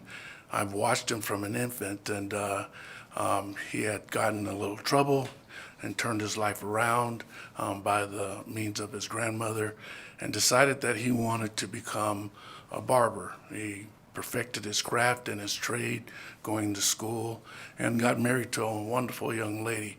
Now, both of them are entrepreneurs. They're independent contractors. She's a part owner in a hair and nail salon. He owns his own barbershop that actually leases chairs and booze out to other sole proprietors. The problem he had is he came to me and said, listen, I have a slight problem. I have to work 2 jobs. And the reason why I have to work 2 jobs is because we have this blended family, and plus we have an offspring that we have together. And I can't provide health care if I don't work 2 jobs. The one job affords him health care. Of course, it's a decision that he had to make in regards to this, but he would like to pursue his career in being in his barbershop and continue to provide services and allow others to practice their trade. The problem with it is that we ran into the same situation back in 2005. A group of realtors that came to me, the Realtors Association, said that we have no means by which to provide health care insurance because these are independent contractors. And so we looked at some of the best practices that were going throughout the nation. At that time, HSAs, health savings accounts, were kind of coming to the top. It was another innovative way to provide healthcare services to those that were sole proprietors or independent contractors. Therefore, we introduced a bill called SB 240 in the Senate. This bill, of course, as you would imagine, gathered a lot of interest and concern, and we had to deal with that time Alice Mulaski, who was the Labor Commission in regards to labor classification codes. We assured them that these were independent contractors that were looking for a means to provide benefits for their families. Because the bill did not make it out of the Senate, the language was drafted and amended into AB 338 at that time, and it was passed, and subsequently it was signed by the governor. What this bill did, it gave those independent contractors a means by which to provide health insurance for themselves and their family.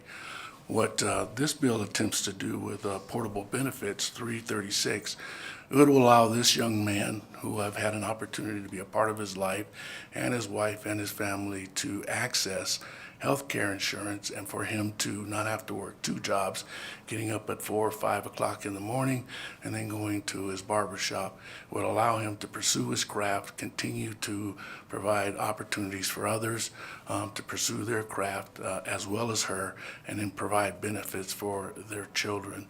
This is a good, sound piece of legislation. It's one of those pieces of legislation that we would say is based upon common sense, sound principles that would afford most Nevadans that work in what we call this gig economy to continue to pursue their dreams and their lifelong ambitions. So I would say this is a continuation and adoration to what we started some years ago in health savings accounts. And we did answer the question and the concern by the insurance commissioner, not the insurance, but the labor commissioner at that time. So I would urge, Madam Chair and the committee members, that you would pass this legislation. Let's be innovative and allow good Nevadans to continue to pursue their dreams based on their decisions. And to add to that, give you all a little background, we have joining us, Madam Chair, to you, through you, to the members. And if you can just remind us of your name for the record. State Director Wiz Rizard here, joining us online to give you all a little background, particularly where does Nevada sit in terms of independent contractors, self-employed, or sole proprietors. Joining us is Leah Paglavili, who's with Mercatus here, and would like her to join us at this time.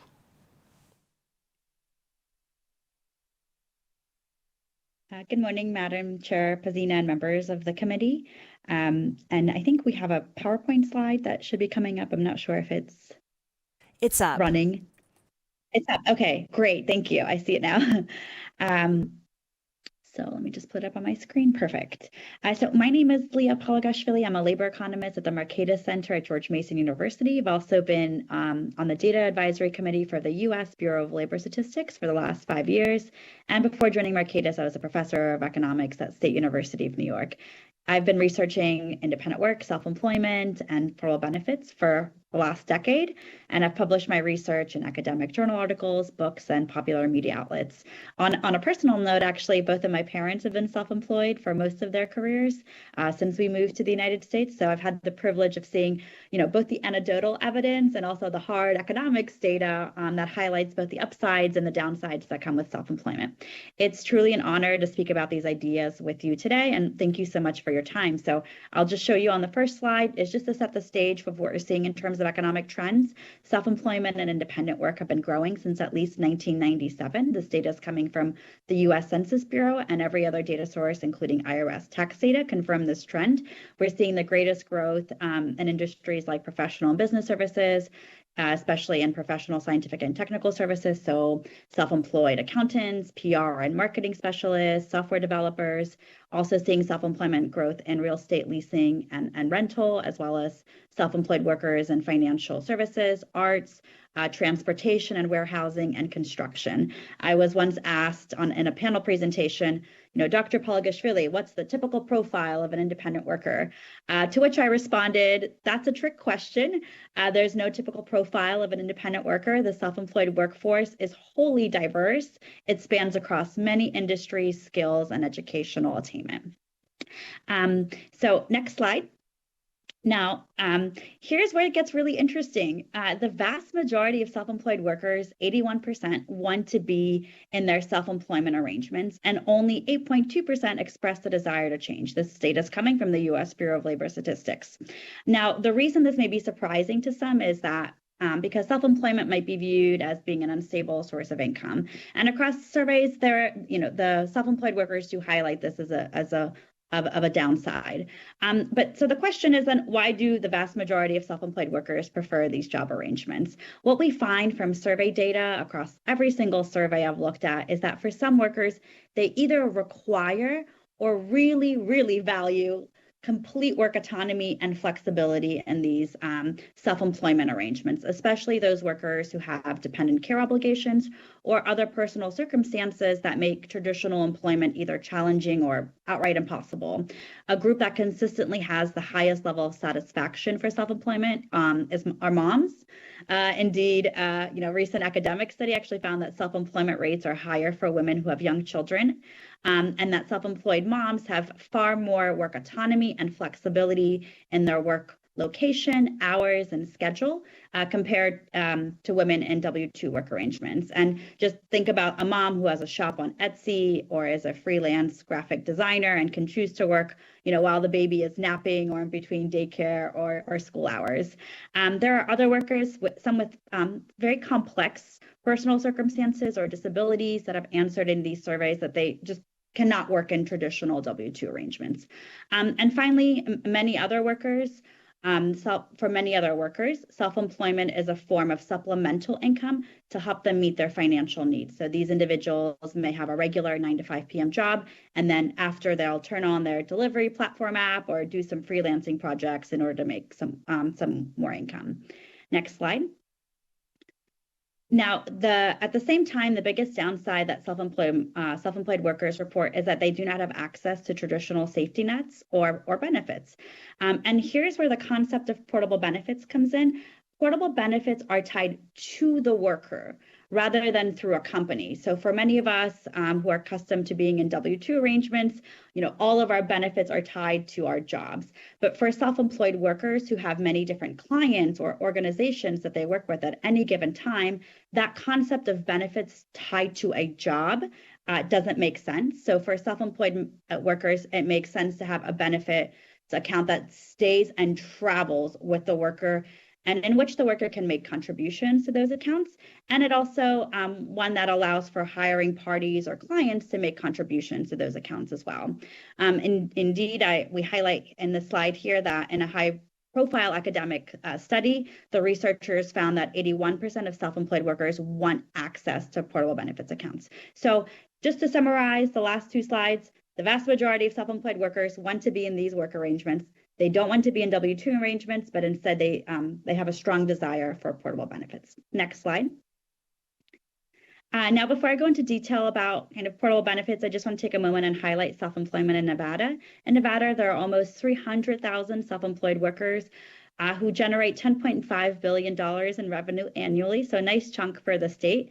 The top 10 industries in Nevada are listed here. Many of them do line up with the national data as well, so kind of having professional and business services and transportation and warehousing, real estate and rental, arts, finance, and construction being among the top 10. So this data is also coming from the U.S. Census Bureau, specifically for the state. Next slide. So let's unpack the problem for self-employed workers right here. So here's the thing. As this workforce grows, more and more of these workers will be left out of traditional safety nets and benefits.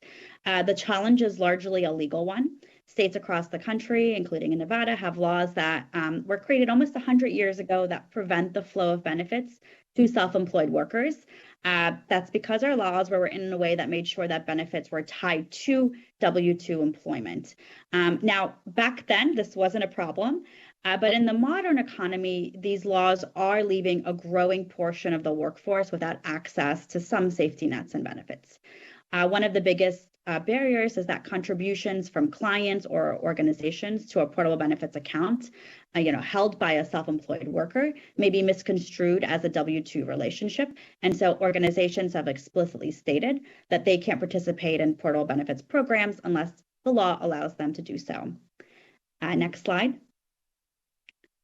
And now we get to the solution. It's very simple. It just says allow for unbenefited workers to create these portable benefits accounts with a bank or another third-party company, and allow these self-employed workers and their clients or hiring parties to voluntarily make contributions to those accounts.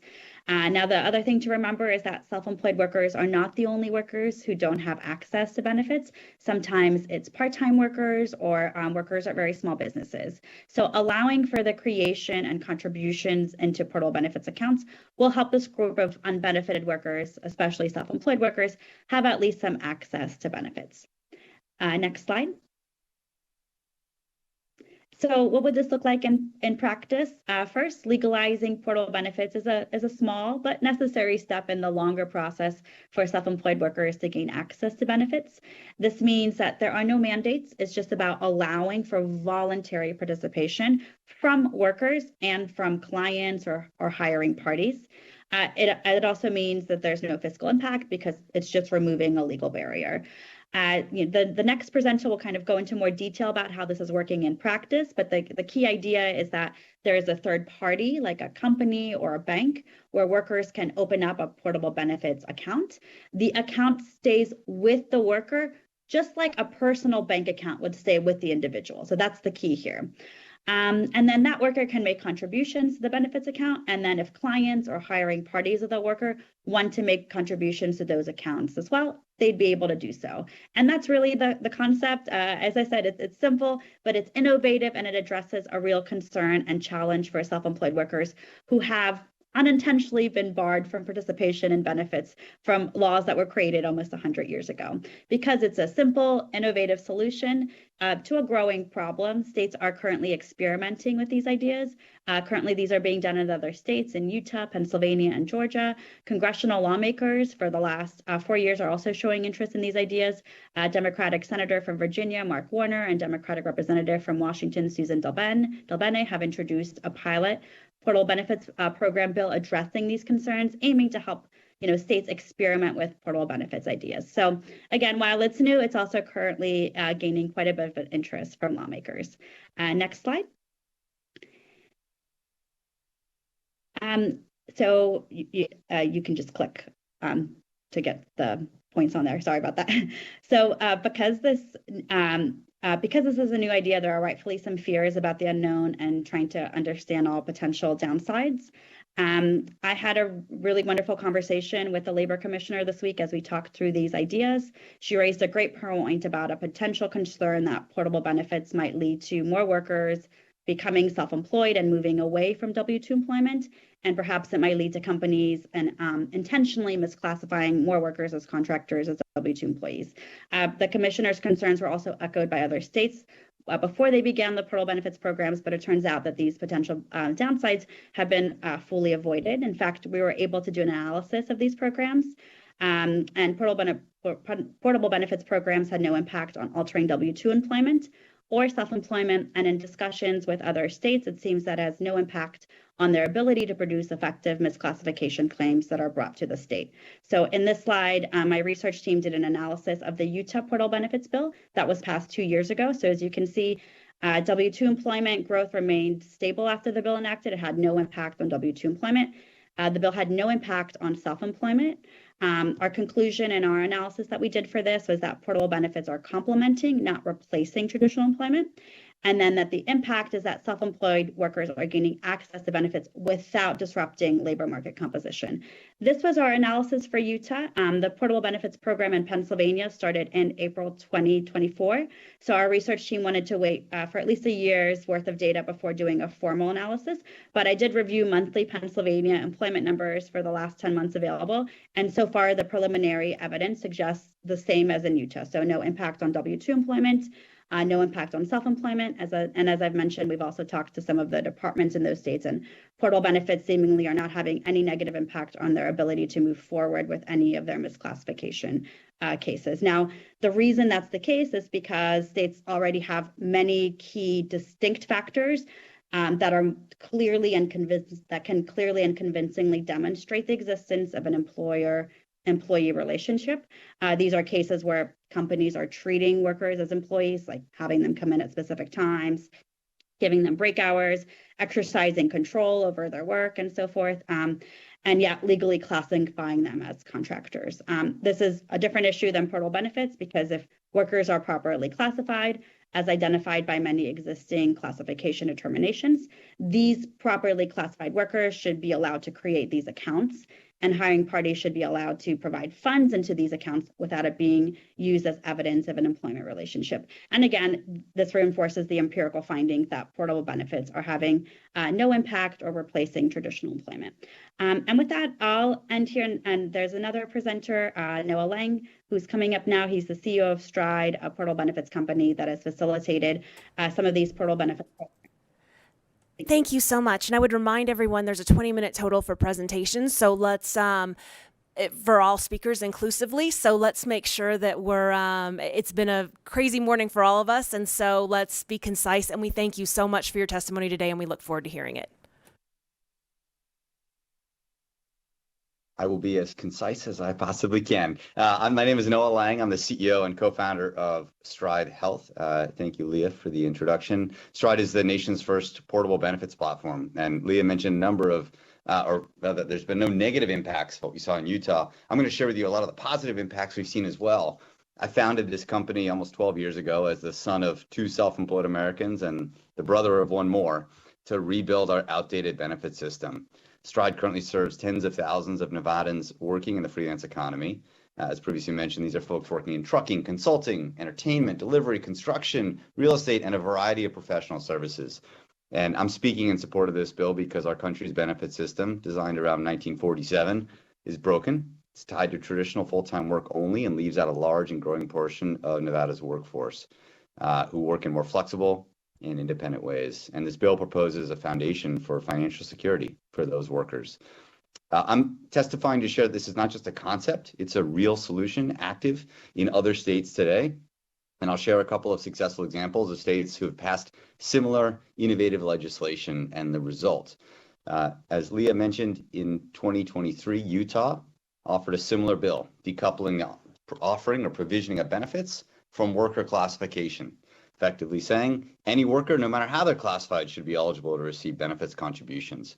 That bill immediately spurred companies, including Lyft and Shift, which is owned by Target, to offer contractors in the state benefits. And we're seeing more and more companies, by the way, offer additional benefits to independent contract workers as a result. The result of that bill in Utah was that companies began providing additional money specifically earmarked towards short-term and long-term benefits to offer greater financial security to folks working independently. The two companies listed here in Utah are offering 4% and 7% of additional earnings towards these benefits and giving workers choice on how they spend them. Health insurance, health savings to spend on care, emergency savings, retirement, paid time off, and more. So it's true worker choice. It's additional funding towards financial security, and it's spurring innovation across the country. We have similar programs now running in Pennsylvania and Georgia with DoorDash, and 9 more states, your peers, actively working on similar legislation to deliver benefit safe harbors, to make it clearly legal to offer benefits to folks no matter how they work. I will echo something that Leah just shared. This is not about making more people contractors. This is about enabling those who are contractors today, now 72 million Americans, to receive funding towards benefits. And companies are now competing in a way that benefits workers by giving them additional earnings, competing by offering greater contributions towards their benefits. I'll be really quick. One more slide. At the worker level, it's working. Workers are saving these funds and putting them towards longer term financial security. So of the programs that we have live today in 3 other states, workers are saving the majority of their funds to be spent on future financial security needs. That can be saving for an emergency or saving for retirement. And the other funds are being spent to cure short-term financial gaps. What's even more interesting is that they're beginning to add more of their own money to these accounts, building personal long-term financial resiliency. And if you click to the next slide, we'll land here. It's a couple of quotes from individuals in Pennsylvania who are spending this money to get coverage for themselves and their families. Or in the second quote here, which is one that really tears at my heartstrings, it's a beautiful story of, I believe, a DoorDasher who received a contribution and was able to pay off medical bills from the prior month that had been hanging over their head. So this is a big opportunity to enable more Nevadans to receive benefits, to build long-term financial security, and to tackle short-term health care and other financial needs. And to close out this presentation, we have Austin Bannon, our fellow policy lead, who will just really quickly cap up the 5 sections that this bill really addressed to help Nevada move forward in that direction. Yes, thank you, Madam Chairwoman Pazina and members of the committee for this opportunity to speak. Our other speakers did a great job contextualizing what self-employment looks like and how beneficial these portable benefits accounts can be. So I'm just going to offer myself as a segue to question and answer by going over the 5 short sections within this bill. First, Section 1 merely indicates where within the revised statutes this new legislation will be put into law. Next, Section 2 provides authorization for self-employed workers to open and contribute to a new portable benefits account. It also clarifies that eligible distributions from the account can be used by the account holder or also a spouse, a domestic partner, a child, or other dependent of the account holder. Section 3 is where we clarify that such a benefit account can be administered by a bank, credit union, or other investment manager directly, or through a provider or program that offers an account through these types of financial institutions. And then it also clarifies, Noah had just mentioned, ways that this can be used, but it clarifies eligible uses of the accounts. It can pay for health insurance, prescriptions, medical expenses, including out-of-pocket expenses, and also things like life insurance, individual retirement accounts, and income replacement insurance.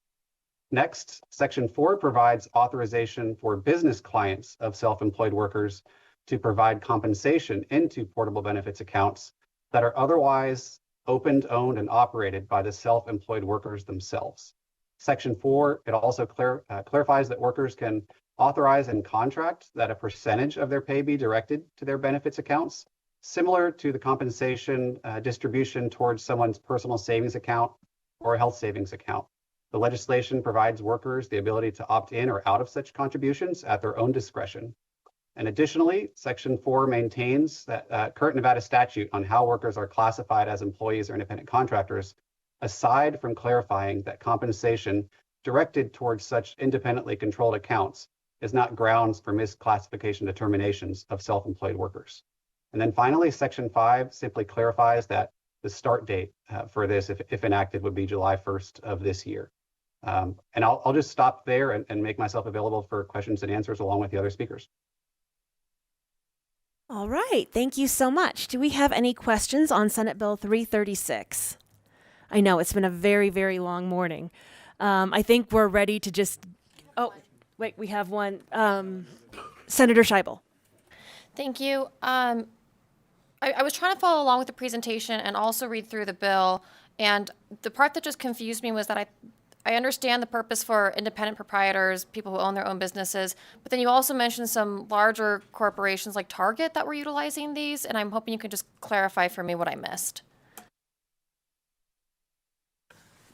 This is Noah Lang. Oh, should I go ahead or would you like to go, Senator? No, please continue. I was just going to clarify the portion of the bill I think you're referring to is The objective here is to make it clear that if you're an independent contractor, you can receive benefits, you can receive contributions in portable benefits accounts from any size of company. At Stride, we've worked with companies like Lyft and Target for their last mile delivery service called Shipt to offer the ability for those companies to allocate additional earnings into these portable benefit accounts. So these are folks who are operating as 1099 independent contractors, working for one or multiple companies, doing work for one or multiple companies, and they are able to receive these benefits in states like Utah because there is clarity around their the impact or rather lack of impact on the provisioning of benefits on their worker classification. Did that answer the question? Yes, it did. Thank you. Okay, I believe that is it for questions at the moment. Or Senator Daley, did you have one as well? After Senator Daley, we'll move to testimony. Actually, I have a couple of questions. Thank you, Madam Chair. So on this, and I think I understand what you're trying to get to, but don't you have independent contractors, people that do this kind of work all across the country and have for decades, that have been taking care of their benefits, doing various things. They can go to insurance companies, buy insurance, et cetera. So anything that gets put in this account is still taxable. It's not tax deduction. Any interest they earn would still have to pay taxes on it. And then I know you limit what they can spend it for. So who monitors the withdrawals? Who's? I don't think that's clear on who's going to say, hey, you spent it on something you weren't supposed to. The banks aren't going to do it. I don't think the employer who's making the contribution is going to do it. Who's going to monitor that? And then if there is an agreement and someone's going forward and you're going to make the contribution and then it isn't made, who enforces, who makes sure that that's done? How do these employers now pay their federal withholding, Medicare, the rest of the taxes that are required for employers to pay? It doesn't address any of those issues. If they want to have some of this stuff and be regular employees, they can be regular employees. They want to have the freedom of all the things that they have to be self-employed independent contractors and all the things that come with it. The system is not as broken as you guys are making it sound, in my view. Go ahead and answer any of the questions if you can. Thank you. Madam Chair, may I call upon one of our guests? Mr. Lang, if you could please answer. Me too. I heard a few questions baked in there. So first was, are these tax advantage dollars? And the short answer is no, they're not. It would be elegant and lovely.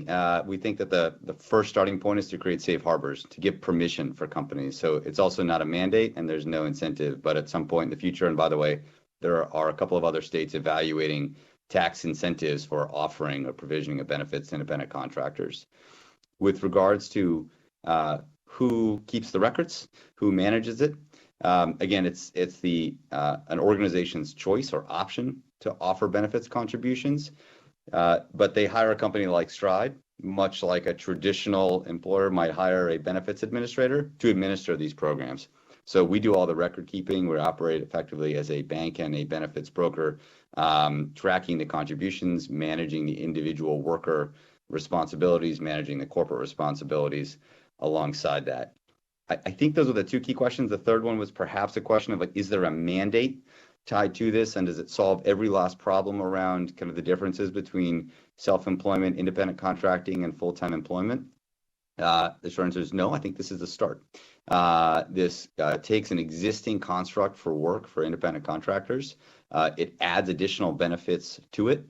And creates the opportunity to continue to help those workers thrive. It creates nothing but positively to the flexible work lifestyle that millions of Americans are now adopting. I hope I answered your questions there. And if you could just clarification on one, and maybe I misunderstood it. You said the contributions that go into this account are or are not. Did you say it was after tax contributions that are going in under this agreement, or did I misunderstand? These are taxable contributions. Okay. Yeah. They're treated like ordinary income. We think a next phase of this policy development across the country could be tax-advantaged contributions, which would create a leveler playing field, equal playing field with what a traditional employer-employee might offer. But today, these are not, and this bill doesn't contemplate. Thank you, Madam Chair. The hill is probably getting steeper there, but I'm just... Okay. I don't see any further questions, so we thank you very much for your presentation. We'll have you step back, and we will open it up for testimony in support of Senate Bill 336. We'll welcome you to our physical locations in Carson City as well as Las Vegas, and then after that, we'll move to the phones.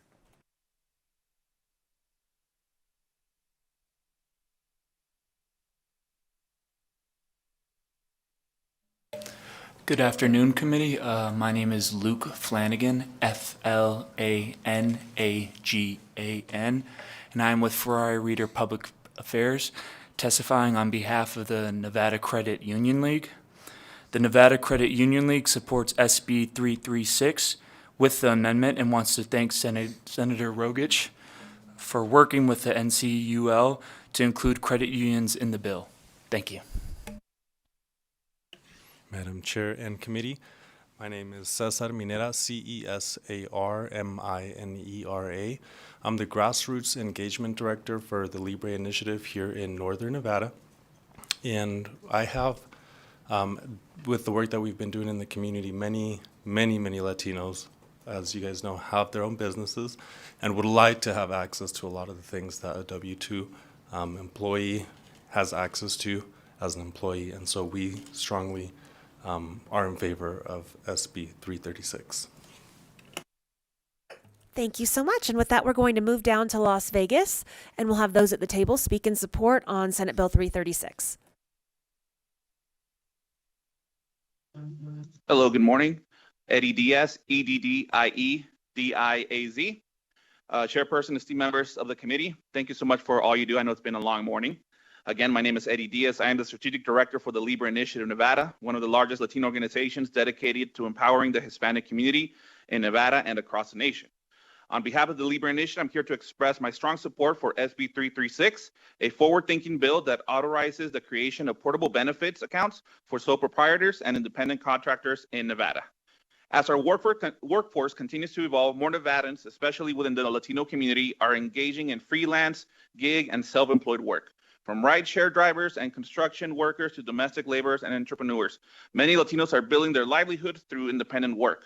However, they often do so without access to critical benefits like health insurance, paid leave, or retirement savings. SB 336 creates a pathway to economic stability for these workers by allowing them to build portable benefit accounts that they own and control, benefits that follow them regardless of who they're working for or where they work. This legislation helps bridge the gap in our current system, giving dignity and protection to the hardworking people who power our state's economy. Importantly, the bill ensures that contributions to these accounts will not affect workers' classification, which protects the independence of freelancers while still offering them greater support. For Latino workers in particular, who are overrepresented in industries like hospitality, cleaning services, delivery, and construction, this bill offers a meaningful step toward economic inclusion and empowerment. I respectfully urge this committee to vote in favor of SB 336. Let's recognize and support the modern workforce and ensure that all Nevadans have the opportunity to thrive no matter how they work. Thank you. Hi, Chair. My name is Marlon Paez, and I am a young Uber driver, volunteer, activist for Libre. Driving for Uber gives me a flexibility, but it doesn't seem to come with any benefits like no sick days or retirements, and no net if I can work. SB 336 changes that. It would let people like me set up a portable business account, of course, and something I can build over time no matter which platform I work for. Please support SB 336. Thank you so much for your time.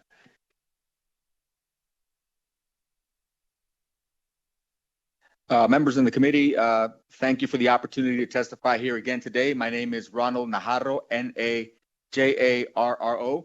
I'm the State Director for Americans for Prosperity Nevada, and I'm also an independent contract licensed realtor. On behalf of Americans for Prosperity Nevada and our activists across the state, we strongly stand in support of SB 236, as you are well aware. This important legislation supports self-employment pathways for workers because it allows individuals to keep enjoying their flexible work arrangements and empower them to chart their own path of success in a life that works for them. That's why self-employed workers themselves continually indicate high levels of satisfaction than traditional employees, according to official stats that you heard here today. Despite a strong preference among the self-employed to keep their status even under current conditions, reduced access to affordable benefits compared to traditional employees is commonly noted as one aspect of self-employment that could be better. In fact, BLS recently found that independent contractors, nearly 11% less likely to have health insurance than traditional employees. And research on Uber independent drivers showed that over half of those with health insurance had it through a spouse. The good news is that with policy changes like this one, self-employed workers can be put on more equal footing with traditional workers. SB 336 would help thousands, potentially millions of workers over time have greater access to affordable benefits than ever before. And like it's been repeated several times, this would not impact workers that are self-employed versus traditional employees. This simply means it gives them a better opportunity to live the life that they want to support their families. This is about self-employed individuals. It's about small businesses. It's about individuals seeking their American dream the way they see fit. And ultimately, it leads to strong opportunities for everybody. Yesterday, someone said that behind every small business is a family, and behind every family are dreams. And behind every family is a strong community as long as that family is given the opportunity to be so if you can close up your comments. We urge you to support this bill. Thank you. Thank you, and make sure that you turn all of your comments into our secretary as well so we can get them on the record. For everyone here today, do we have anyone else in Las Vegas? If not, we're going to go to the phones.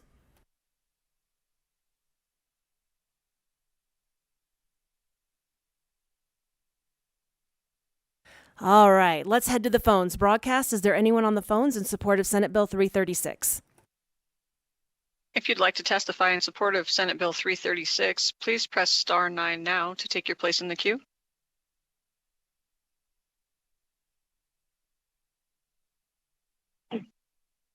Hello, my name is Peter Guzman, President of the Latin Chamber of Commerce. We'd like to say that we are in full support of this bill. This bill gives equal footing to many who don't get that equal footing, and it's a great opportunity. And so I commend the senator and the bill sponsor, and again, Latin Chamber of Commerce is in full support. Thank you.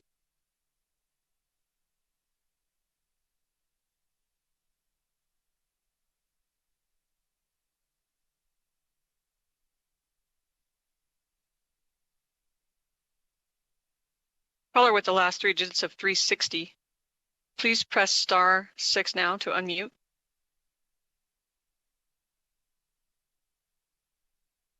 Again, caller with the last, thank you. Please continue. Hello, my name is Crystal Manera Alvis, and I work with the Hispanic community here in Northern Nevada, and I fully support Senate Bill 336 as it provides significant benefits to Hispanic independent contractors and business owners in Nevada's healthcare industry. Many Hispanic professionals operate as independent contractors or run their own businesses, and they often face barriers to accessing health benefits and insurance. SB 336 addresses these challenges, offering a pathway for these hardworking individuals to secure the coverage they deserve while continuing to thrive in their roles. By enabling healthcare providers to order, prescribe, and administer controlled substances under specific conditions, this bill empowers Hispanic entrepreneurs to grow their businesses and protect their families' financial security. It also fosters greater equity and diversity by leveling the playing field and creating more opportunities within Nevada's economy. Supporting SB 336 is an investment in the health, success, and future of Hispanic independent contractors and business owners who contribute so much to our communities and economy. I urge policymakers to please champion this vital legislation and support SB 336. Thank you.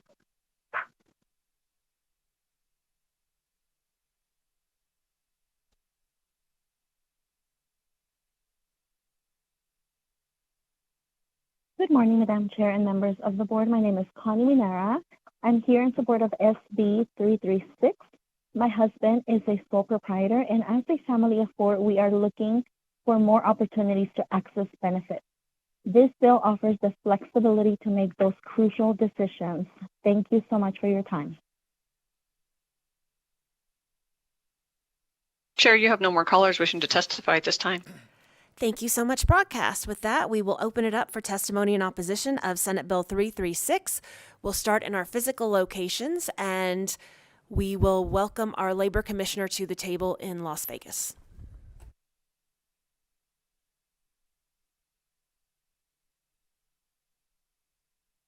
Good morning, Chair, members of the committee. Brett Harris, Nevada Labor Commissioner, for the record. First, I just wanted to take the time to thank Senator Rogich and the bill presenters for speaking with me yesterday about our concerns.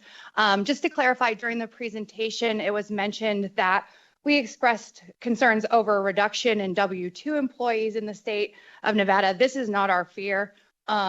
As many of you likely know, working as an employee and working as an independent contractor are not mutually exclusive things. And so, as the committee also knows, the Office of the Labor Commissioner is tasked with evaluating the classification of workers to determine if they're properly classified as employees or independent contractors. As written, we are in opposition to Section 4, subsection 3 of Senate Bill 336, which would make information related to contributions to portable accounts inadmissible in a classification claim in front of our office. Section 4, subsection 3 also prohibits the Office of the Labor Commissioner from evaluating whether contributions to portable accounts are relevant to a worker's classification as an employee or independent contractor. And since the bill seeks to create accounts meant for independent contractors, activities surrounding an account meant for a worker of that classification would be relevant to our assessment of whether a worker was properly classified or not. Prohibiting us from evaluating this evidence would exclude relevant and material classification from material evidence from our claims. So again, we want to thank Senator Rogich for our conversations and for speaking with us. We look forward to continuing to work together to come to some sort of resolution which would allow our office to fairly weigh this evidence should it become passed as a bill. Thank you. Okay, thank you so much. I don't see anyone else at the tables in our physical location, so Broadcast, we are going to head to the phones for anyone in opposition of SB 336. Chair, your public line is open and working, but you have no callers at this time. Thank you, and that brings us to neutral in our physical locations. Not seeing anyone coming to the tables. Broadcast, back to you. Anyone in neutral on SB 336? Chair, you have no callers wishing to testify neutral at this time. All right, if you'd like to make any closing statements on SB 336.